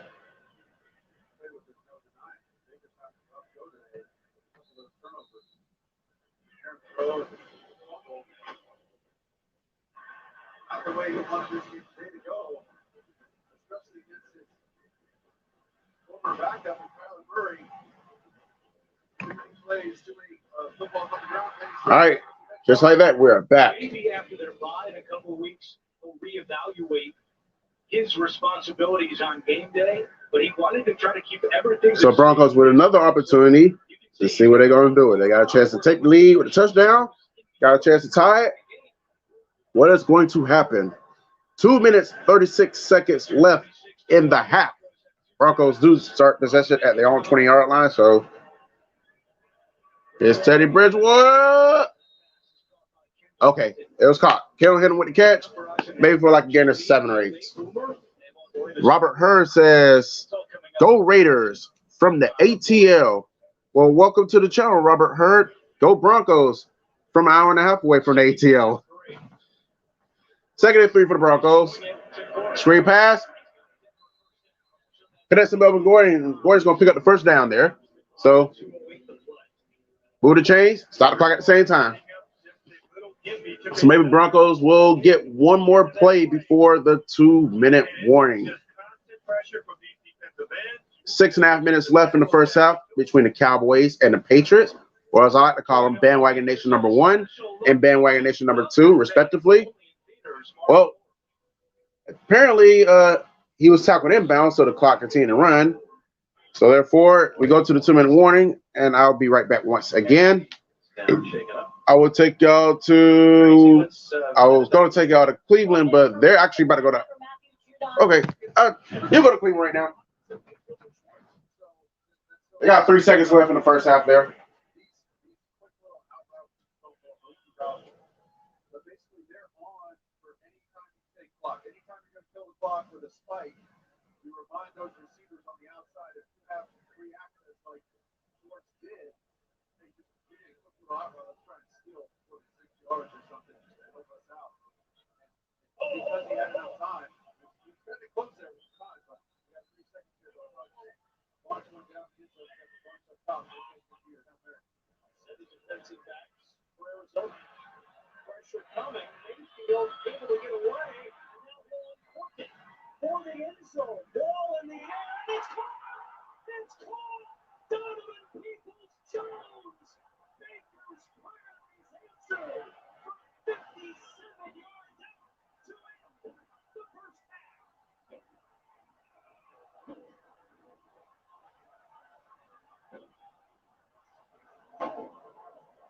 Baker did an excellent job of navigating the pressure up front, and look at that. He waited for that ball to hit him in the chest. He got to high point that thing, but an excellent job to secure that thing inside. Oh, the Cardinals are just sick to their stomach right now. Give it up a freebie. Give up a cheap one. Well done by the Browns. Defense, Joseph Rosen. That would set it all for the Broncos. Chase McLaughlin with the extra point.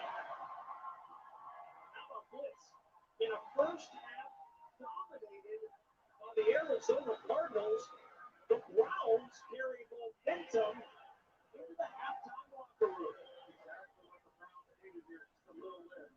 Our first half stats are brought to you by State Farm.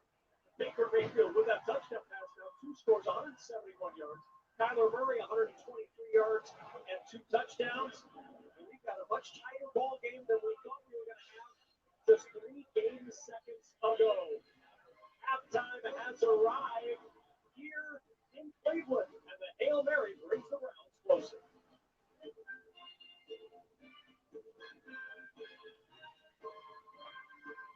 All right, made it back just in time. Come on, run the ball. There you go. Meanwhile, the Cardinals and the Browns are at halftime. And according to all that cheering in Cleveland, the Browns, okay, they did get a touchdown. So it's 23-14 and a half there. And we got a penalty in Denver. Don't know who is on yet. Oh, damn. Holding on offense. That's a big call on Noah Fant. And get this, the Broncos tight end has now been penalized 4 times this year. He had 5 penalties all of last season. What happens normally is you get a little lazy with your feet. The run's going outside of you. You can see the grip that he has on Denzel Perriman, number 52. Move your feet. Stay in front of the defender. Well, get those holy cards. All right, so it's first and something. I don't know. First and 15, probably, or first and 13. All right, there you go. Baby steps. As the Broncos and Raiders go through these final 2 minutes of the half, we're going to see what's about to unfold. Second down right now, and looks like the Cowboys got the ball back. In their game, yep, they do. They're already celebrating. Well, say he caught it. Oh, he didn't catch it.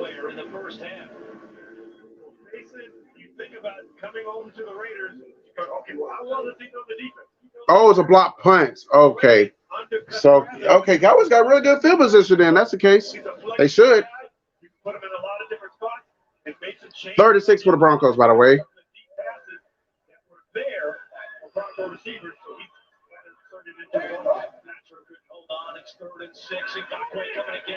But yes, he caught it. Damn, flag. Says on the Raiders. Says on the Raiders. Oh my God!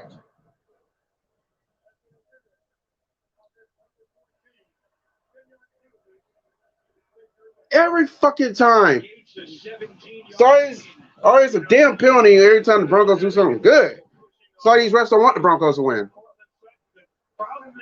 So instead of a first down, it's now 3rd and 16. What you want to do at the top that you want to chop down on the arms of the defensive back as he's trying to. Well, the penalties about even. It's like Broncos got 4 penalties, the Raiders got 3. But God damn, man.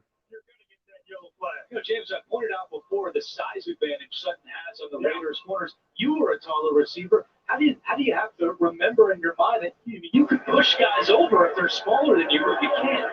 Well, Courtney Sutton is more of a possession receiver than I was. He's bigger than I was, maybe 20 pounds. So he's physical. So he just don't take a sack here.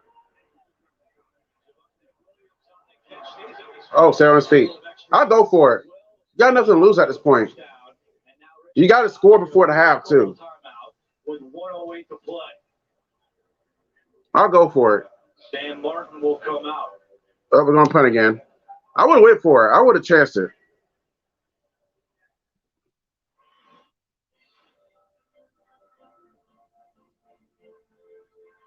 Broncos launched a new Play 60 initiative this week called Miles for Miles this week. 400 children from 20 boys and girls clubs were involved. Pre-game stretch. Broncos cheerleaders involved. Great to see the kids out having some fun.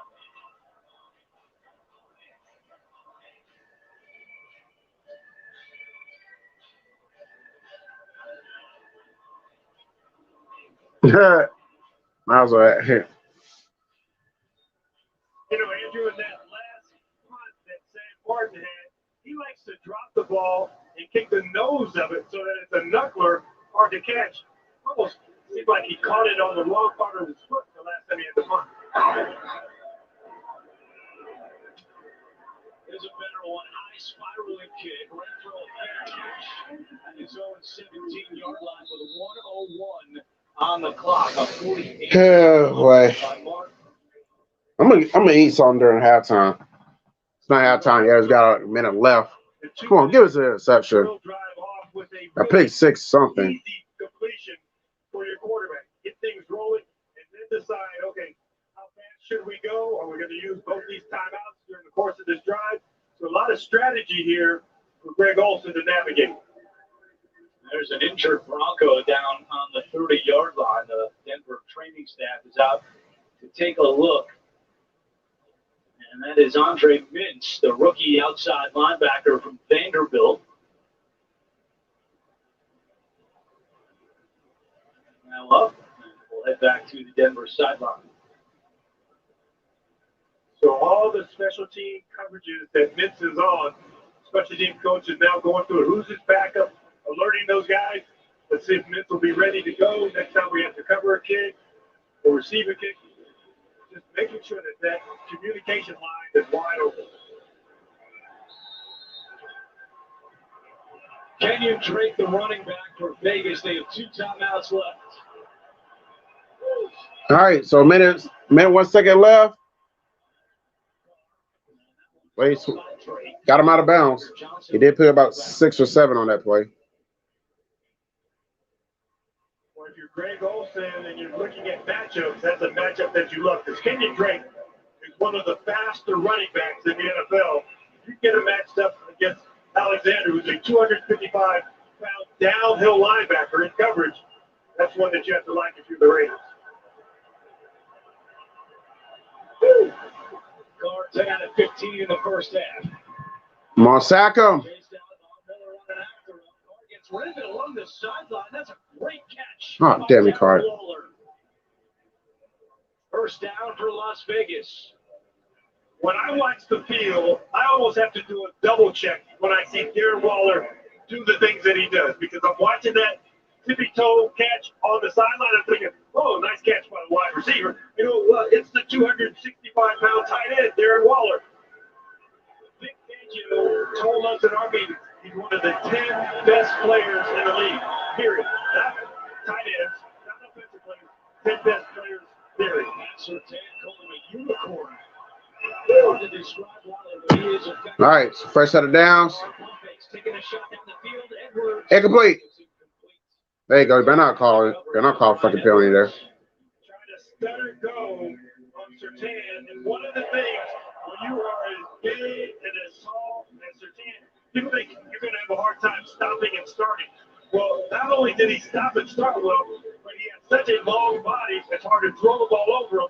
Derek Carr realized that, tried to go with the back shoulder. The receiver couldn't see through Surtain because he's so big and the back shoulder throw was coming. Second down and 10. All right, defense, let's go. One up for Waller, and he's got it. Fucking wow. Dragged down by Callahan. How about the touch on that pass from Carr? A 33-yard connection.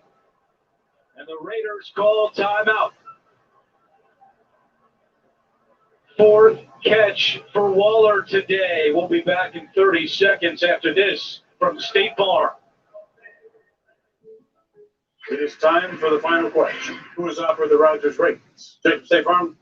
Basically anyone? Sorry, buddy, that's incorrect. See? I offer great rates that fit anyone. I'm about this close to saying it's a college basketball season yet. No. Not over football. If neither the Broncos or Garys can't get their shit together. Really important. Of course. Everybody gets the rates, I guess. For surprisingly great rates that fit any budget, like a good neighbor, State Farm is there. Call or click to get a quote today. It was November of 2018. Waller was a member of the Ravens practice squad, and before a game against the Raiders, he was out working out on the field, and John Gruden looked over and saw him and said, "Who's that guy?" A couple days later, the Raiders signed Waller off the Baltimore practice squad, and Waller told us last night, if it wasn't for John Gruden, I don't know if I'd ever play in an NFL game again, and it wasn't until I was with John Gruden that I thought that I could be great in the NFL. Waller was many conflicted that Gruden is no longer here. Carr looking for Drake, and he got it! Drake inside the 5, and he's in for a touchdown! What a pass from Carr!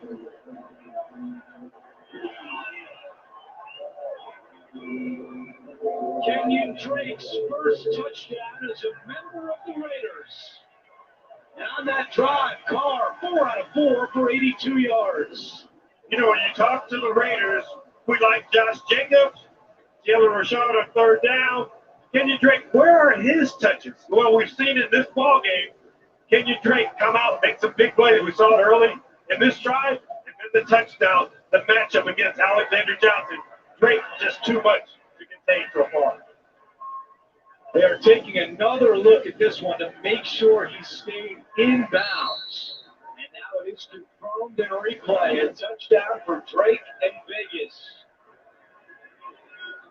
With 30 seconds left, here's Carlson for the extra point. And that one is good. Kenyon Drake, not used much in the run game at the start of this season, but he already has more receiving yards this year than he did all of last year with Arizona.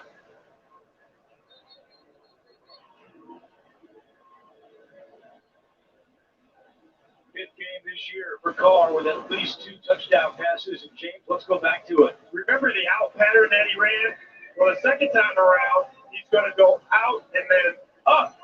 And that's the difference because Alexander got clamps on him, thinks that he has them in coverage, moves forward just a little bit right there. And there's the out move and then up, and he's gone. And even though it's not a well-thrown ball, he's able to corral it in and skip it to the end zone.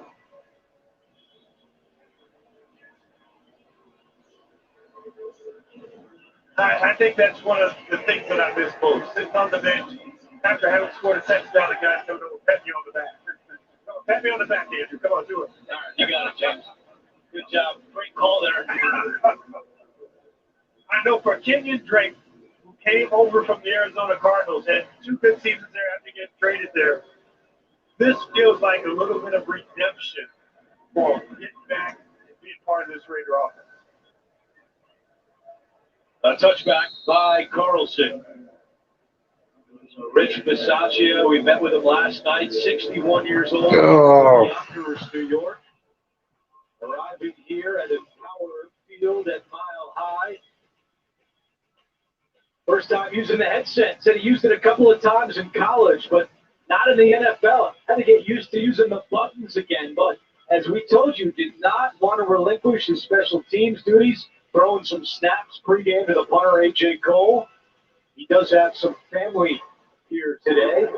First time. Come on, offense. Score before halftime. Just down the ball, man. God damn. This offense sucks. No chemistry having ass motherfuckers, man. Y'all, this offense sucks. Should be the final play of the first half. Thank God. Let's get to halftime. I can't take this shit anymore. Final play has been a reflection on Teddy Bridgewater's first half. He's been under pressure. Even when he's had completions, when he's thrown deep, the guys have been open. There's been constant pressure from the Raiders front four. How about the Vegas defense today? 3 sacks, 8 quarterback hits. And at the half, it's a 10-point Las Vegas advantage.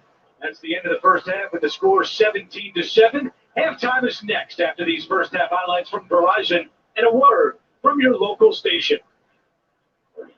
You know how some carriers give you so little for your older busted phone, you just end up living with it?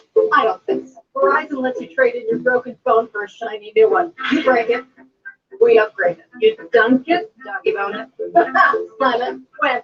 The line of scrimmage at the timeout. Dallas, the 3rd and 5. So I was looking at you and you said they got to call a timeout. You know, I was thinking why at 30 seconds you don't call the timeout. Now I don't understand the timeout at 8 seconds.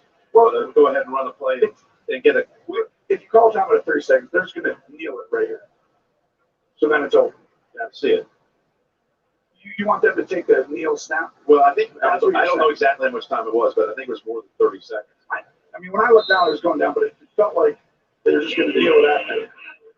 Probably would have, and there's the kneel down, and the half is over. What a crazy, yet exciting first half. There was only 3 points in the last 20 minutes on the game clock. That's it.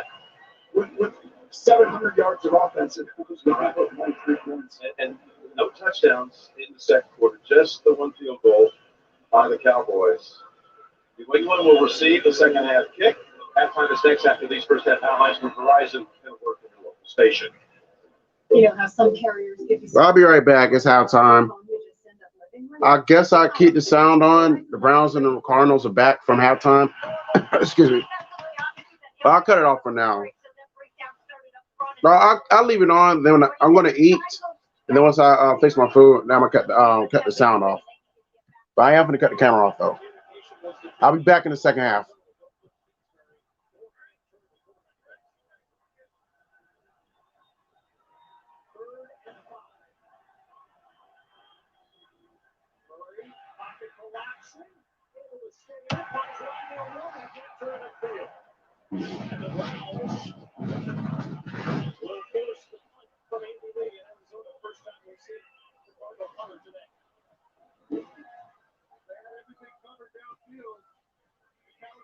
Forced to check his ball down underneath. Rondell Moore, a little return route. Well done, just keeping a lid on it, understanding where the sticks are, and getting tackles from Rondell Moore because it's tough to get him down on the defender. 51 yards per punt this year. From the 25, Felton.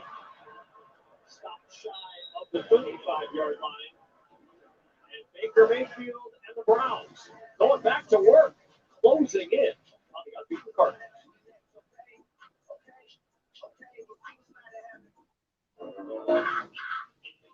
They're nice but irritating. Their excitement can be grating. They're just for pastry baking. The Progressive Family. They're helpful but annoying. They always leave us snoring. Accidents are boring. The Progressive Family. So, when do you all go home? Never. We're here for you 24/7. How terrifying. Protection so good, it's scary. The Addams Family too. Now playing everywhere. Hey, that was up. Let's do it again. I run home. I have a new refrigerator. It needs to be installed. I'll be back. Oh, me. Could you help me with the Wi-Fi? Hey, it's beeping like beep, beep, beep, beep. It's more like beep, beep, beep, beep, beep, beep. Yes. Oh. Introducing Best Buy Total Tech. 24/7 tech support, protection, installation, and more.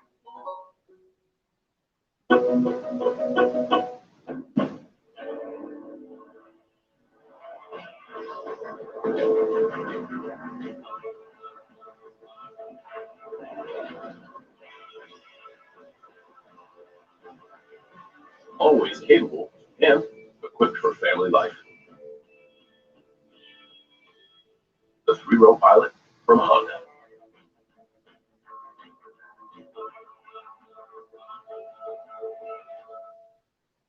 Doritos spicy sweet chili wings. Get them while you can. Right. Spicy sweet chips always. Chips always. Pepsi. Everyone wins. Two greatest of all time. Buffalo Wild Wings. Oh, Bud Light seltzer retro child.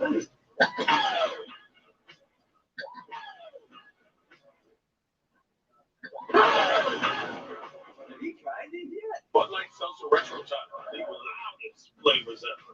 Coming out of Crown Jewel, who will triumph as Universal Champion? The new era of SmackDown begins. It's an all-new Friday Night SmackDown, live at 8 Eastern on Fox. Today's game is sponsored by Progressive Insurance. Singly bundle auto, home, and motorcycle insurance. We welcome you back to Cleveland. This was the final play of the first half. The Hail Mary from Baker Mayfield to Donovan Peoples-Jones for his second touchdown catch of the day. And then they go into the locker room, come back out. Arizona gets the football. And the Cleveland defense pitches a 3-and-out. And Andy Lee, the punter, comes on. And now pressure comes, and sacking Baker Mayfield is Marcus Golden for the second time today. Top ropes on the outside. Take a look at Golden right there, number 44.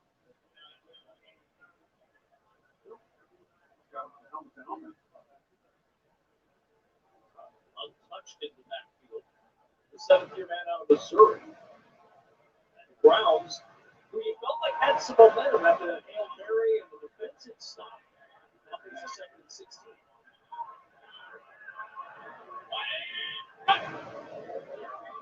Draw play, 3 punts. Step through 1 tackle. Back maybe the original line of scrimmage at the 33, brings them a long third down.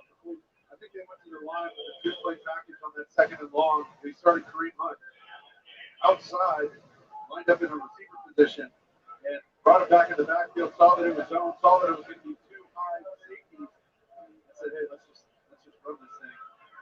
Try and get to a third vehicle and still get to a third and long. Odell Beckham Jr. back on the sideline. No word as to whether he'll be back in the game for the Browns.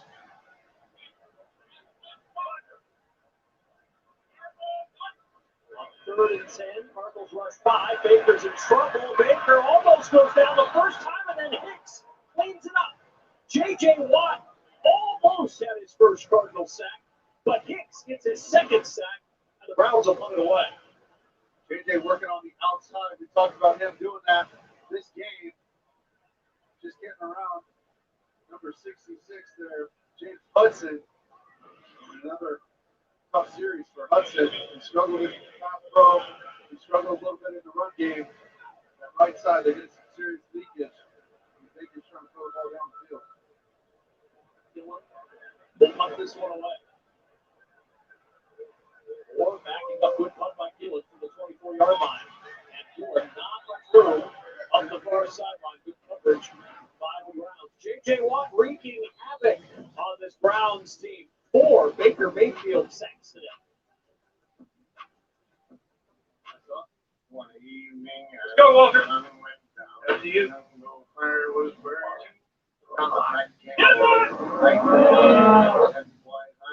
burning. I'm headed for a land. Multiplex tailgate. It can be a step. It can even become a workspace. What's so great about that? It never workspace. The Chevy Silverado with the available multiplex tailgate. Find new adventures. Find new roads. Chevrolet. Welcome to Allstate, where we have all new lower auto rates. And savings like that make you feel like you won the whole dang thing. Now get new lower auto rates with Allstate. Because better protection costs a whole lot less. You're in good hands with Allstate. Make a call for a lower auto rate today. Cleopatra was the most powerful woman in Egypt. But no one likes a diva, huh? Watching Prime Video, she realised rulers could give back. So she ordered some gifts with Prime. After that, it was more of a one team, one dream kind of vibe. Couldn't give up all the gold though. Prime chose everything. It's a good day to start something new. To brush away gray in 5 easy minutes. To put yourself out there and always put your best face forward. Just for men, mustache, and beard. One crispy Kentucky Fried Chicken sandwich for you. And a delicious crispy spicy one for whoever needs a little kick in the keister. Get the Kentucky Fried Chicken sandwich in classic or spicy for just $3.99. It's finger licking good. Dispatch 118 on scene. This doesn't last very long. If you're going to vomit, do it somewhere else. 911. Only tomorrow. Watch Fox or watch anytime. Today's game is sponsored by the spicy Kentucky Fried Chicken sandwich. This is right after the last series. You can't block me. J.J. Watt, you can't block me. He's looking towards the stands. I don't think anybody there can block him. I know you can't. I mean, I'll tell you what. That right tackle, number 66, having a tough time blocking him. James Hudson. No save for J.J. But he's on the back of his best game as a Cardinal, and he's having a similar game here today. You can tell he's excited in that production meeting about getting back outside and rushing the passer to the edge. There's Connor on first down, pushing the pile, and Connor, where it looked like he was getting nothing, ends up with almost 4.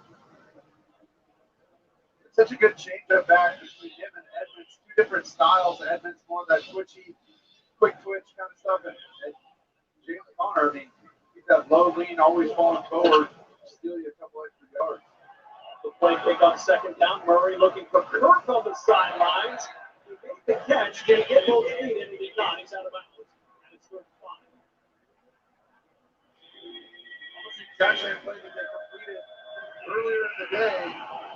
With DeAndre Hopkins, look, they're going to run Christian Kirk all the way across the field. He was late on the one to Hopkins, and Hopkins throttled down. Remember that. This one's just a little too wide. Remember, you only got 53 and a third yards to work with there, Ken, side to side, sideline to sideline. Able to pull it away, so it's 3rd and 5. There's that 4 receiver set again. At the bottom of your screen, see that? All 4 guys in that one-on-one matchup up top. And a one-on-one up top is Christian Kirk. That's where Murray is going. Up that right sideline, and it's straight through his hands. He made a good adjustment on Greedy Williams' mark, and he just couldn't pull it in. And he just missed it. Let's see if Greedy got a piece of that ball at the end. Well thrown, back shoulder. Oh, right through the wickets. You got to hang on to that one, Kirk. And he knows he was upset after that play, but well defended, well thrown, and you see the frustration from Kyler Murray. Cardinals started 4 for 4 on third down. Now 2 of their last 7 back-to-back 3 and outs for Arizona. The punt to the 12-yard line. And up the sideline, Dimitri Felton with a good return. The Cleveland Browns a decent field position across the 30-yard line. This October, if you love to scream, you'll love our stream. Tubi is home to streaming's biggest Halloween movie collection. It's all free. It's all part of Terror on Tubi. Screaming all month long. I don't know about that. I'm working on my, there's a role in horror movies for me at some point down the road. Then Sanchez walked into the movie. Hey, good luck, bud. First down at the 32. Back on the field. Kareem Hunt with the carry. A flag down in the backfield as Hunt's down near the 37-yard line. Holding. Number 85. Up there. The hold and back the rounds up.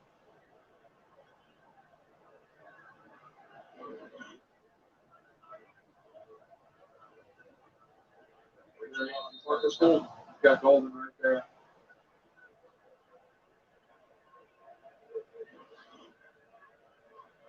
Rough day for David Njoku. That drop earlier. Now the hold. There's Odell Beckham Jr. Hey, Reds fans, Baker Mayfield happy to see him back out there. Cardinals without Rashard Lawrence in the middle of that defensive line. He's out with a calf injury. Baker with time. Open is Beckham at the 25, but out of bounds at the 47-yard line. Watch it set up this route at the top here, working on Murphy. Shows the post right there. And quickly back out to the outside on the deep out. He spun Murphy like a top. Murphy limping a little bit. This crowd is fired up. But their guy OBJ's back in there. Gritty through a shoulder injury. You can hear the crowd, OBJ.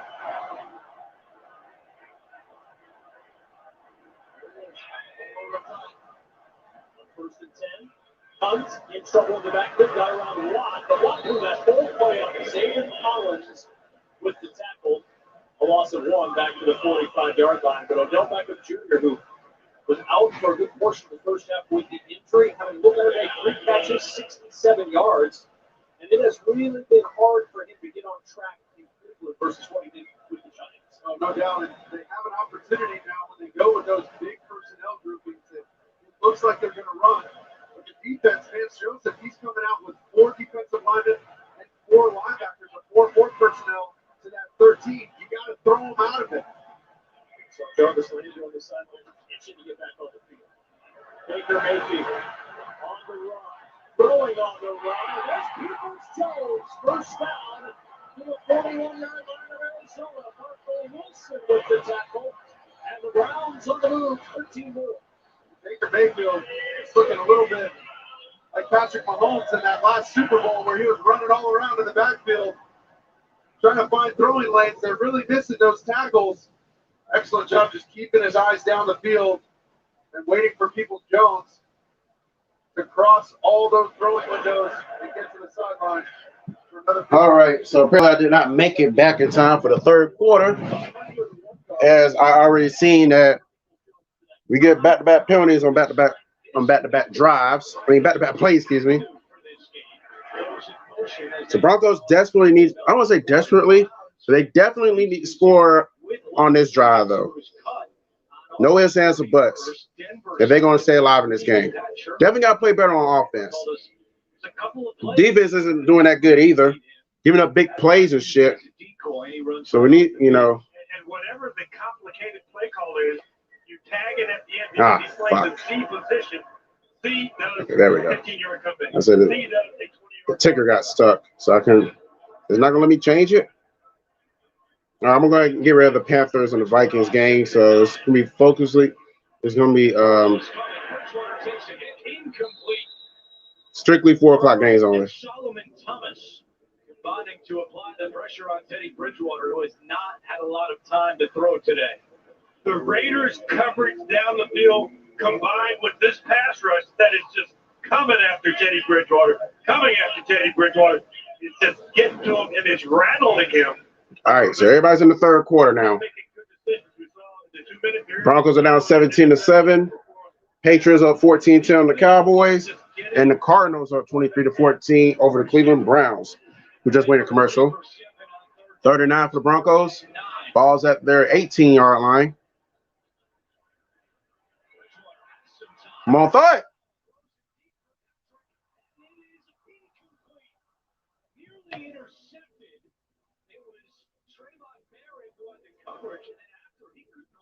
At least it wasn't intercepted. God damn. Chance to catch it on the rebound as Bridgewater was hit for the 10th time today. They went after Bridgewater today, though. Oh, it was intercepted and just dropped it. He almost had a chance to catch it on the rebound, but he prevented the interception. And then Tim Patrick drops the ball, too. So almost intercepted and almost caught. But it don't matter. 3 and out. This offense is sad. It's getting sad to watch now. At this point, we just have to hope to God that the defense can get some turnovers, which has yet to happen. Get some sacks, which has yet to happen. Got DirecTV stream. Now we can watch live TV and on demand. Serena, scary movie. Lena, scary movie.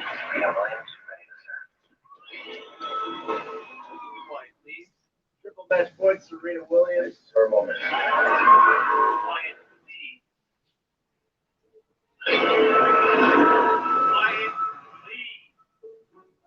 Get your TV together with the best of live. Everybody's on commercial.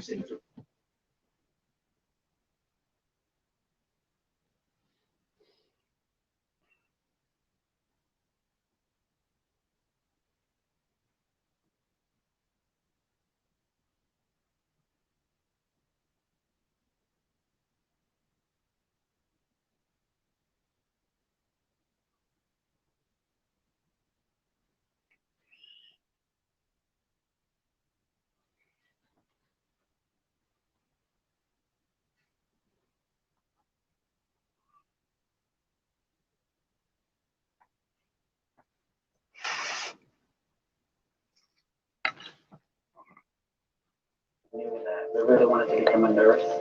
Amazon helped me with training and tuition. Today, I'm a medical assistant and I'm studying to become a registered nurse. Hindi ko kayo makakalimutan. On the turf here in Cleveland, the first opportunity is batted down. All right, so Cleveland game's back on now. Cardinals have possession. 6 minutes, 23 seconds left in the third quarter. Sportsline ATL says, still listening on cell.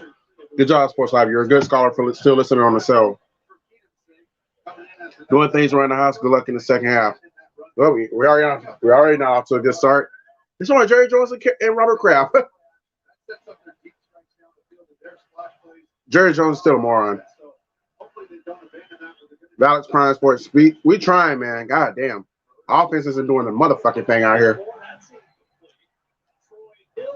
Corey Woe, I haven't heard from you in a while, man. Hope everything all right. Another 3. Yeah, this offense is not. The offense is sucking today. Can't do shit. The only criticism I gotta give my defense right now is they're not stopping deep plays. You know, they just letting deep plays happen. Oh, now they're back on.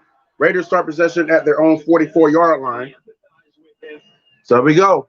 Let's see how the defense can respond. That's not a good way to respond. Already at midfield. Second down, though. Heading into half, and he was definitely quieter than the guy that we talked to last night. That he was very happy with this offensive production. He said, great protection, great drives. He said, we just have to maintain in the second half. That's going to be my message to the team. I did ask him how it's going with the headset. He chuckled, he gave me a thumbs up, then ran to the tunnel. And so far, no problems for the Raiders in Versace. They have played a very clean game here against their rivals in the Denver Broncos. Second down and 4. Pressure's coming. Carr gets rid of it. A screen to Jacobs. Jacobs with room to run. Jacobs still going. Good pressure, but he still finds Josh Jacobs as Josh Jacobs turns the small screen play to a really big play. Gain of 29. When the linebackers are out, Wow. talking about the guys that are starting, you get how the I just don't know how to explain. Screen pass because Good thing was not being my chest when the Broncos are 3-0. double duty. He's got This is bad. not ready for those screens. Carr Renfro. And Renfro is wrapped up at the 18 by Darby. Going back to Jacobs, when we met with Greg Olson last night, he said that Jacobs is our bell cow, and to that end, he worked really hard in the offseason. This is fucking bad. Second down. Part of the passing game. Yes, it's a screen, but we saw how effective it was for Olsen and the offense. Well, we understand that running backs are fast, but it's that catch-to-run transition where it's some really excel at it. You can see, and that's what he was great on. Draken at running back. And Come on, stop him. Touchdown.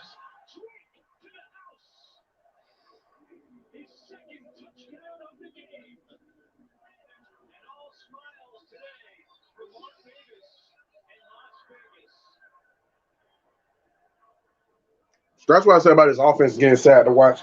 This whole team is getting sad to watch. One of my big questions coming into this game, because we had seen Drake when he was in Miami, when he was with the Arizona Cardinals, from Mike Mayock to Greg Olson to even Mark Davis, talking about the team and having guys. Y'all may be happy the Braves are still in the playoffs, and they won last night. Drake had 3 touches in the last 2 games combined. New play caller today, and Drake, the running back, with his second touchdown of the game.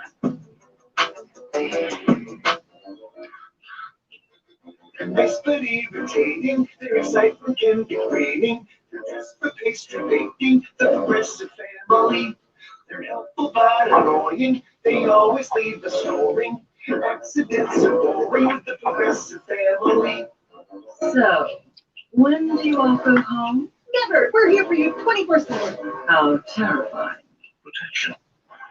That'll make you hold your breath there for a second. That thing was almost on the turf. Goal. Murray with some time. Back in the end zone, wide open. DeAndre Hopkins. He was the loneliest man in Cleveland. And Kyler Murray hits him for 6. Look at Hopkins. He should be at the bottom of the screen here. There's a little in route, and both the safety and corner end up dropping him.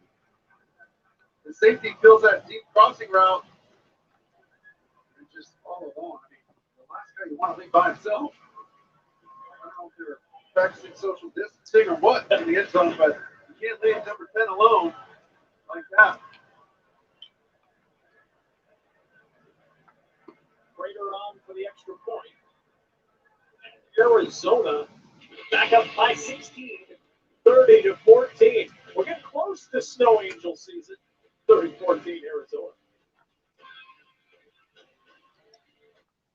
Plaque psoriasis, the burning, itching, the pain. With Tremfya, adults with moderate to severe plaque psoriasis can uncover clear skin and improve symptoms at 16 weeks.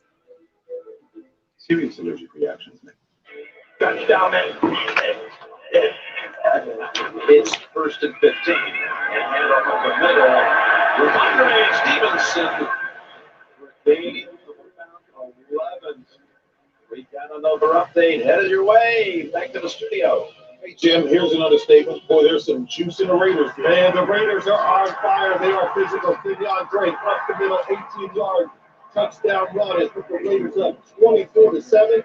They are just outditting the Denver Broncos. Jim Nance, Tony Romo, Tracy Wilson, back to you. Thank you, guys. We're just trying to get the 4-2. That will bring a 2 matchup in that one. Here is Joe's out of the backfield. He's able to find Stevenson. It's a nice little wiggle. Look at the spot that they have him out. They have him out short of the first. I like him. We talked about him coming in. And he got in the doghouse a little early, right? Yeah, he fumbled in week 1. And look at the Patriots running up to the line. Now they back off. He's a big back. I mean, 250 pounds, 6 foot, but he's got some juice. You can see it. Remember what General there, Josh McDaniels told us the other day. He was in the doghouse with that early bubble, but he's got a lot of juice. He warned us we'd see a lot of them today. Yeah, he's excited. He wants the best for all of his offensive guys, right? He's like, let's get a play ball, or we can't play it. He's worked hard on these seven, right? Third one, this ball, the ball was stripped up in the backfield right after the exchange. Curse comes up to make the play, a loss of 1. I love Curse. 27 stands out to me as like an unsung hero on this defense. He makes a lot of plays. Watch 27 right here. He's got to get inside to create this play, and he times it perfectly. And that's throwing your body around, but understanding the concepts. That's risky, right? He's got to keep your gap, but it's not. Stops the Cowboy, or stops the Patriots by himself on that. Forces them to press. They lead. Their catch signal, and it is wrapped at the 9 by Wilson. Prescott, 192 yards passing, touchdown, but down 14-10. We're eternals. We came here to protect humans from deviants. When you love something, you fight for it. Dad, I saw on TV with the kids shooting laser beams. I don't wear a cape.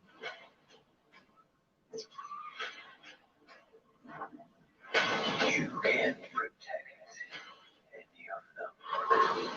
Let's finish this. Eternal, sweet PG-13, only Peter's November 5th. Hard work? Sure. Guesswork? No thank you. Because when you're on a mission, you want to get it right the first time. That's where the Home Depot comes in. With an app to rent and reserve the right tools with just a tap. With convenient image search options. And with the ability to see how something looks in your space. All right, well, the Denver Broncos actually scored now. Haven't scored since the first drive. It's even sad, like, they talked about how the Broncos haven't scored a touchdown on the opening drive in the last 24 games. Now they finally scored an offensive touchdown, and they can't score anymore. Last night in our production meeting, he declined that request, but it's been a conflicted week for so many Raiders. Carl Nassib certainly high on that list. To his credit, after taking the personal day, he's out there making plays with his line, right. His defense. 2nd and 8. Second down and 8. More for it. There you go. Go, Quillen. Oh, he fell. Yes, I am aware that the Cardinals did score, so it's 3rd and 14 there.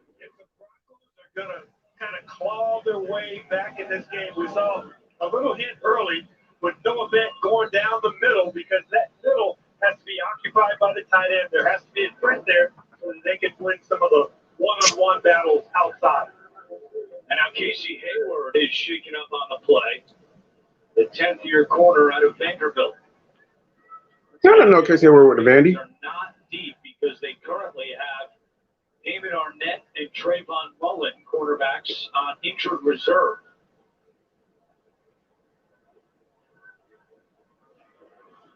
See him kind of walking that left leg off, and his own man comes in, flips him right on the inside of that left knee. Get up, you're kind of feeling your way, and the thing is to really stay down. So he is walking off on his own power, so that's good. Hate seeing injuries. But you let the defense get a little settled. So the Raiders are definitely hurting in the secondary. Well, Nate Hobbs, who sees the field a lot coming out there, along with Vincent and Robertson at corner. 8:50 to go in the 3rd.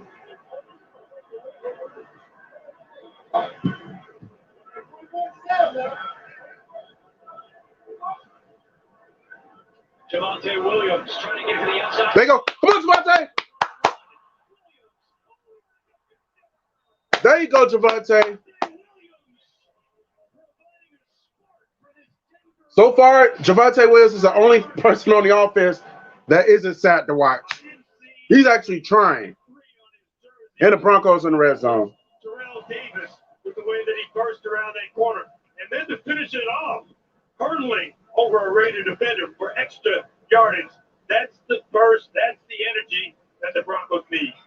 Merriman finally makes the tackle, and he is slow to get up and hobbling over to the Raiders sideline. We asked Javonte Williams on Friday, does he run angry? He said, no, I wouldn't say I run angry, but a lot of guys don't wrap me up. So I'm going to try to take advantage of that when I can. I think he's been surprised with some of his early runs, how they look, as opposed to how they looked when he was actually carrying the ball. Because when you're the ball carrier, you're bouncing off people, you don't see the carnage that you're running through, and he's been so physical. All right, so 1st and 10. Ball's at the Raiders 17-yard line. Broncos got to finish off with a touchdown. As I get it back, right back to Javonte. Picks up a couple yards there. Fourth worst touchdown percentage, just 42%. And you know what, Andrew, they really shouldn't struggle down here because Teddy Bridgewater told us, he said, I like my targets. And when you think of being able to. All right, so as we second down. Who's 6'4", Tim Patrick 6'4", and Noah Grant who's 6'5". He has guys that he can throw the ball up high to, but he really doesn't have a guy who really separates himself from all around here.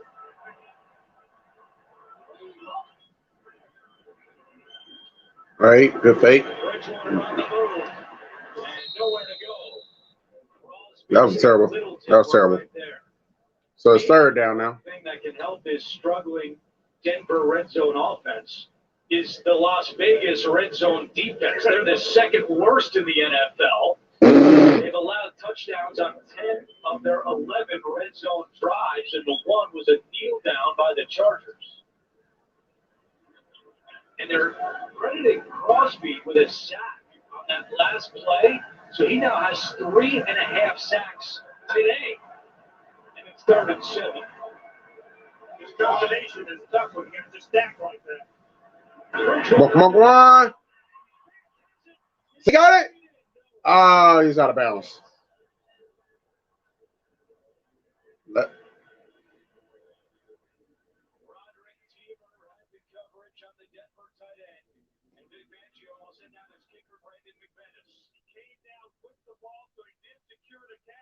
Yeah, he's definitely out of bounds. That right foot came outside. Yeah. That right foot was out. Wow. Man made that a lot closer than I think we all thought at first glance. That Fangio is going to challenge. But that front foot was already out of bounds before the rear foot came down to touchdown inbound. Yeah. That was out of bounds. Yeah, that's going to be a waste of a challenge. He's going to lose a timeout. First challenge flag thrown this season by Vic Fangio. We'll come back with the answer after this. We're eternals. Proclaiming to protect humans from the deviants. When you love something, you fight for it. Dad, I saw on TV with the cave shooting laser beams. I don't wear a cape.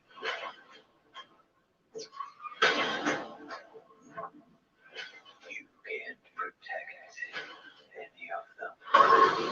Let's finish this. Eternal, sweet PG-13, only Peter's November 5th. Hard work, sure. Guesswork, no thank you. Oh yeah, we got to go to Cleveland. So we're going to Cleveland now as they start the fourth quarter there. Cowboys and Patriots also on commercial. So the Fangio is challenging that play for the Broncos.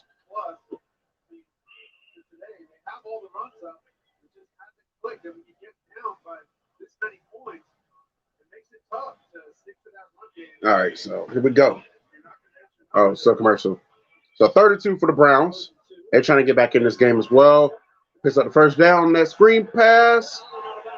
Odell Beckham back out there, I see. But we got a flag. Excuse me. That's what I said, Corey. He did not get in. So that was a waste of a challenge right there. And that timeout might cost the Broncos down the line as the half unfolds.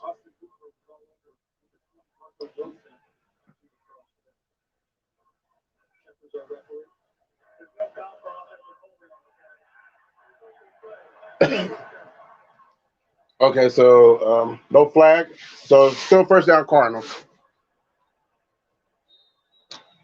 No, sorry, first down Browns, excuse me, not Cardinals.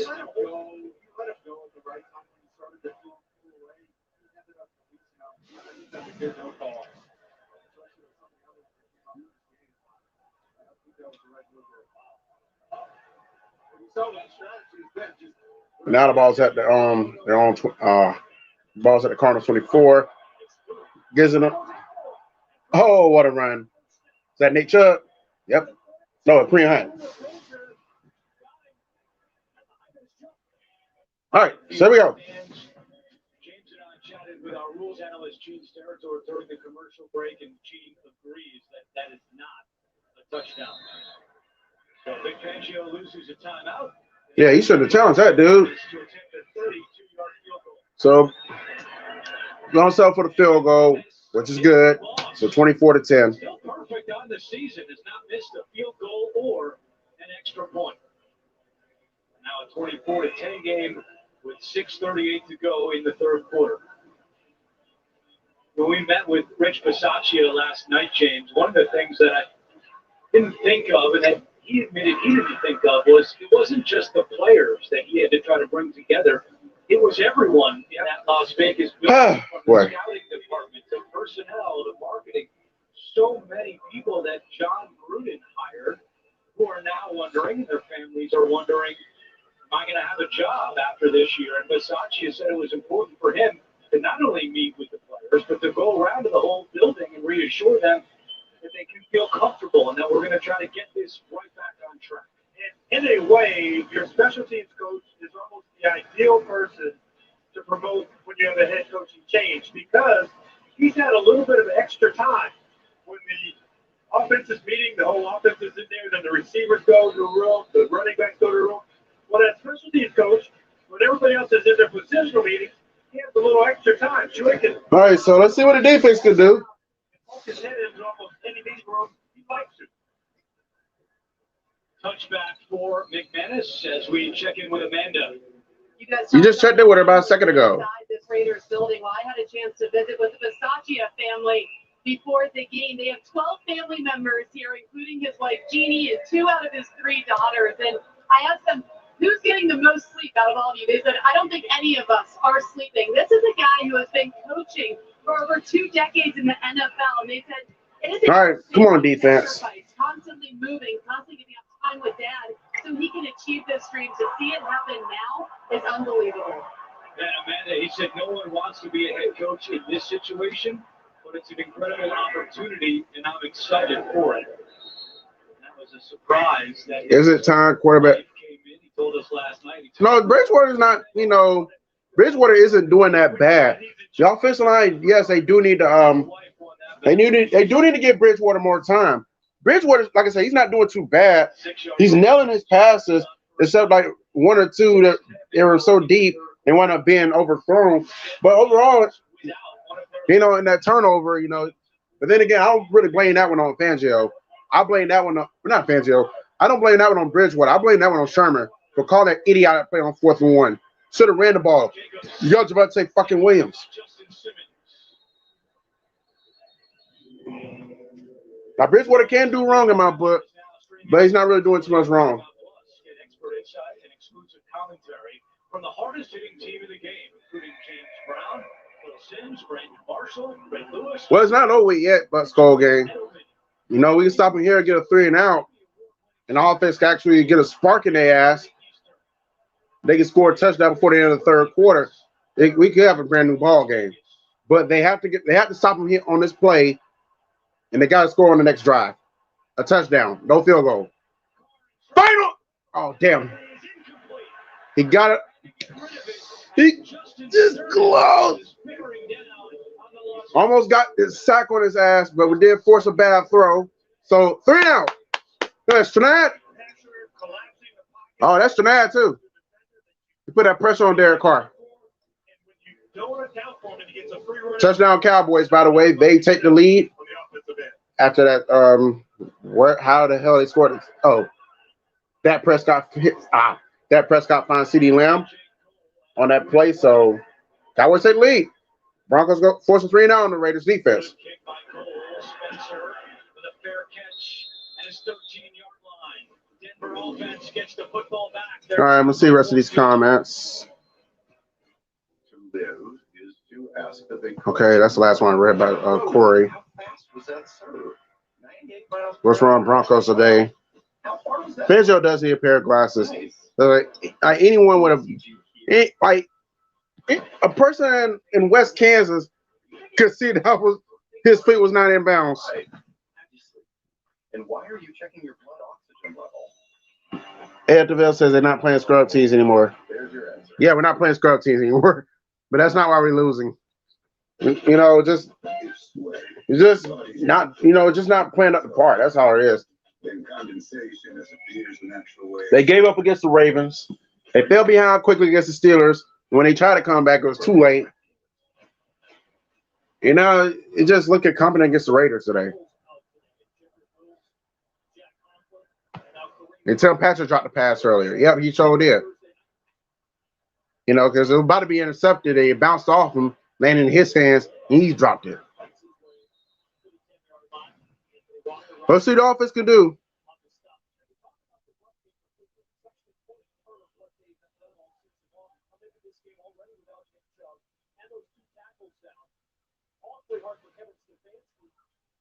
What he wants to do, but you've been in this position before. You can't just change your identity.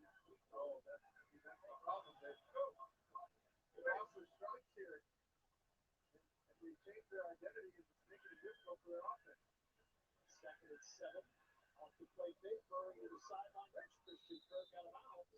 For the first down near the 30-yard line as we check back in. And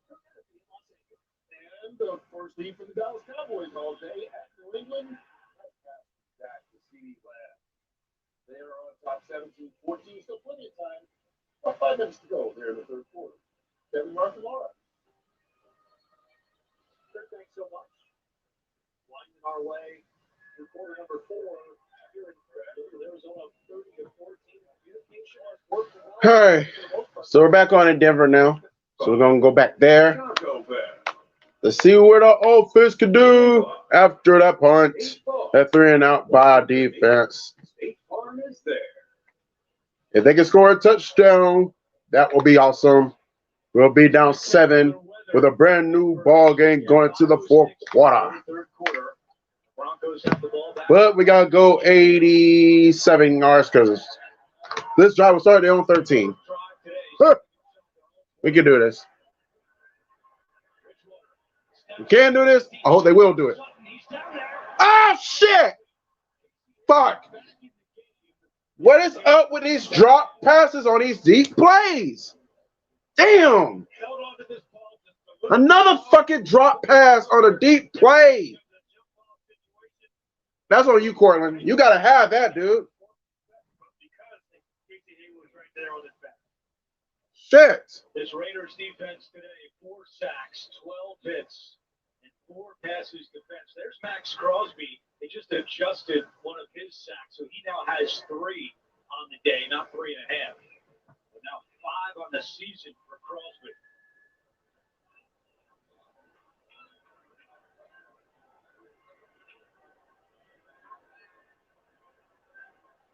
Second down and 10. All right, 2nd and 10.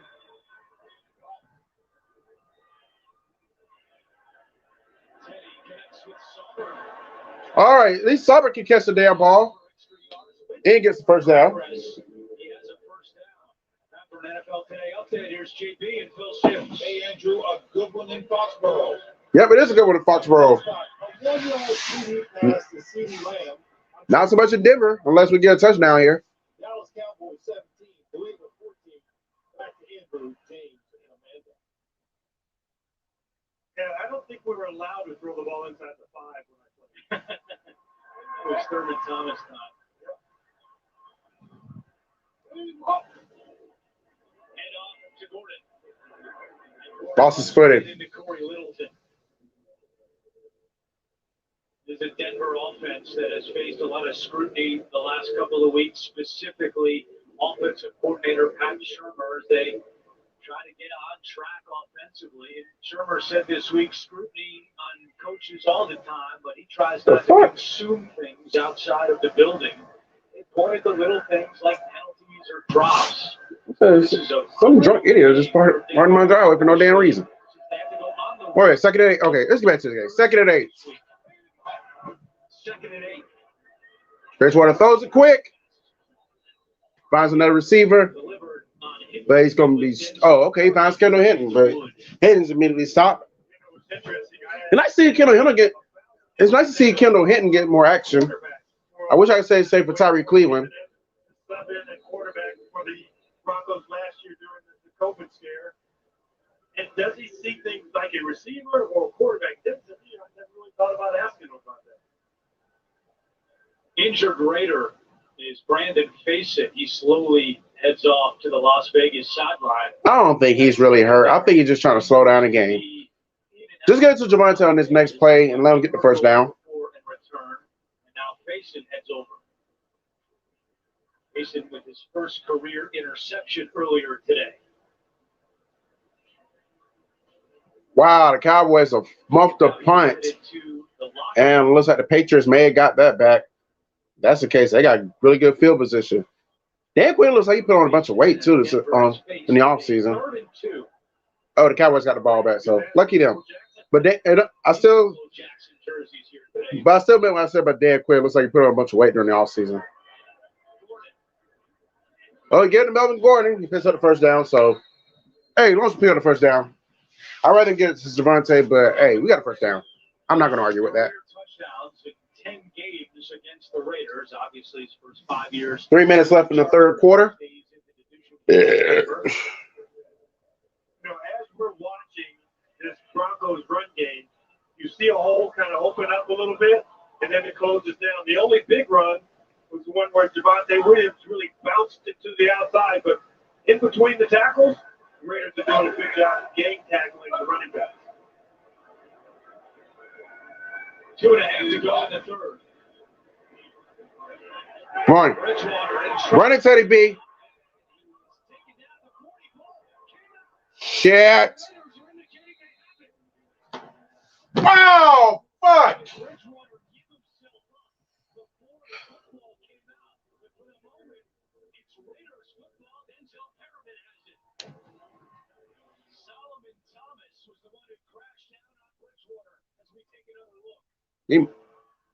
Oh, that's a clear fumble. It's day. Punch out by Solomon Thomas. If Teddy had decided to slide and then possible to touch, then that ball would have been down. But that's a great job by Solomon Thomas. Why did he slide? And he came out of there with big play by Thomas, the former San Francisco 49er. Thought you were going to say Stanford Cardinal. I did not allow you to do it. So Bridgewater only had 1 turnover the whole year, and he has 2 today. Interception, now lost fumble. Damn, that was close. Carr fumbles, but he gets it back.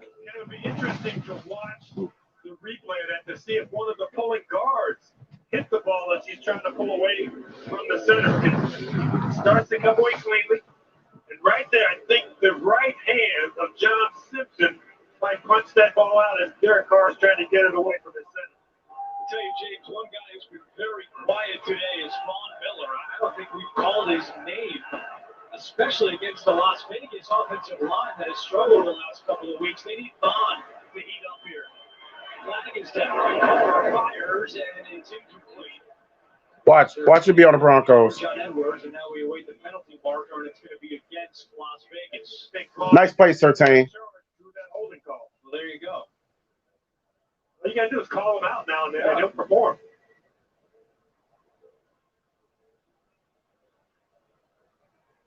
But decline. Legal use of hands to the face. Offense. Oh, it's on the Raiders. Oh. That's on the opposite side where Colton Miller is. Yeah, he's the left tackle. That's his 4th penalty of the season. And it's 3rd down and 12. There's Miller. So I think it might have been 75. It might have called out the wrong number. But that hand to the face by Brandon Horton was straight up 6.5 times in his career. Looking to add to that total on third down. Here comes Bad pass. You got to be fucking kidding me. Fuck.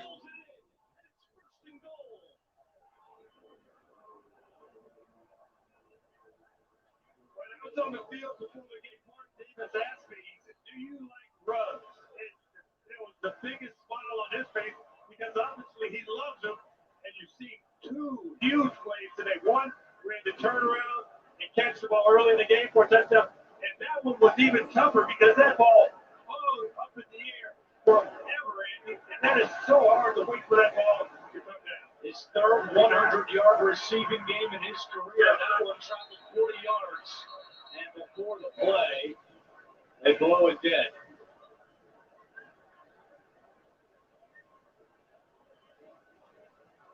Banjo threw his second challenge play. Wow. Why the fuck are you challenging? Before the ball was snapped, Denver challenged the woman who was still on the previous play. On a completed catch. So Fangio already losing a challenge in this quarter, throws it again on the completion to Henry Ruggs. Let's take another look.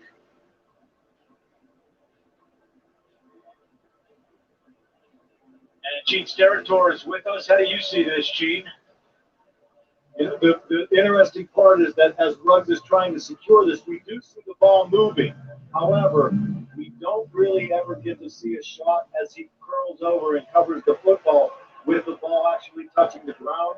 So I don't have any evidence here, clear and obvious, that says that ball hit the ground, but it is wobbling as he is in the process of making an amazing catch if he secured it the whole way through, which it appears he did. Gene, on the previous challenge that he had, do you think both of them are kind of emotional challenges? One where he wishes that they would have scored a touchdown. Here he's just hoping to prevent a big play. That's possible, James. I think he's probably regretting the first challenge right now with this one coming up, knowing that this could be the second time out of the half that's cost him. The first one, I think, was emotional, though, for sure. After reviewing the play, the ruling of the field stands is called. They're going to bring it down. First down, they go to Las Vegas. There goes the second time out. Oh, fuck. Yeah, Ron Torber said it all. Fangio down to one timeout and no challenges. We thank Gene for joining us. It is first and goal for Las Vegas. You know, there was so much involved in that play. You had the all-out blitz from the Broncos, the throw it up and hope by Derek Carr, and then the challenge by Vic Fangio. And the Raiders are just kind of those momentum, the errors that they get for the Denver Broncos fans. Jacobs inside the 5 and tackled at the 4 by Von Miller. Final now you called his name. 5 seconds of the third quarter.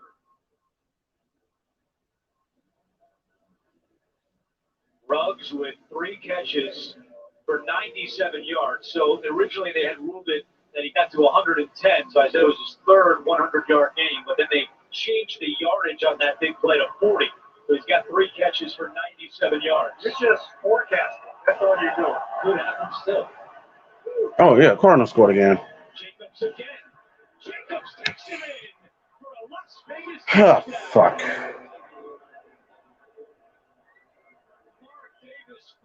Nobody better ask me what the fuck happened in this game if we lose, which is likely to happen.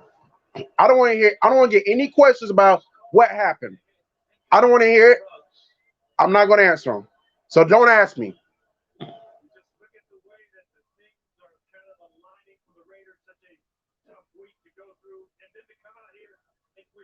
Talk about, you know, we got a game, we got to focus, we got to pull together. Focus has been there, it's been an impressive performance so far. Carlson's extra point is good. And Las Vegas has put up 31 on the Denver defense, which came into the game, giving up only 15 points per game, second best in the NFL. As Versace's wife Jeannie and their family enjoyed this one. And it's a sad football weekend. I got a college team that loses to a college team that's depleted as fuck. Now I got an NFL team that's losing to a team with no fucking coach.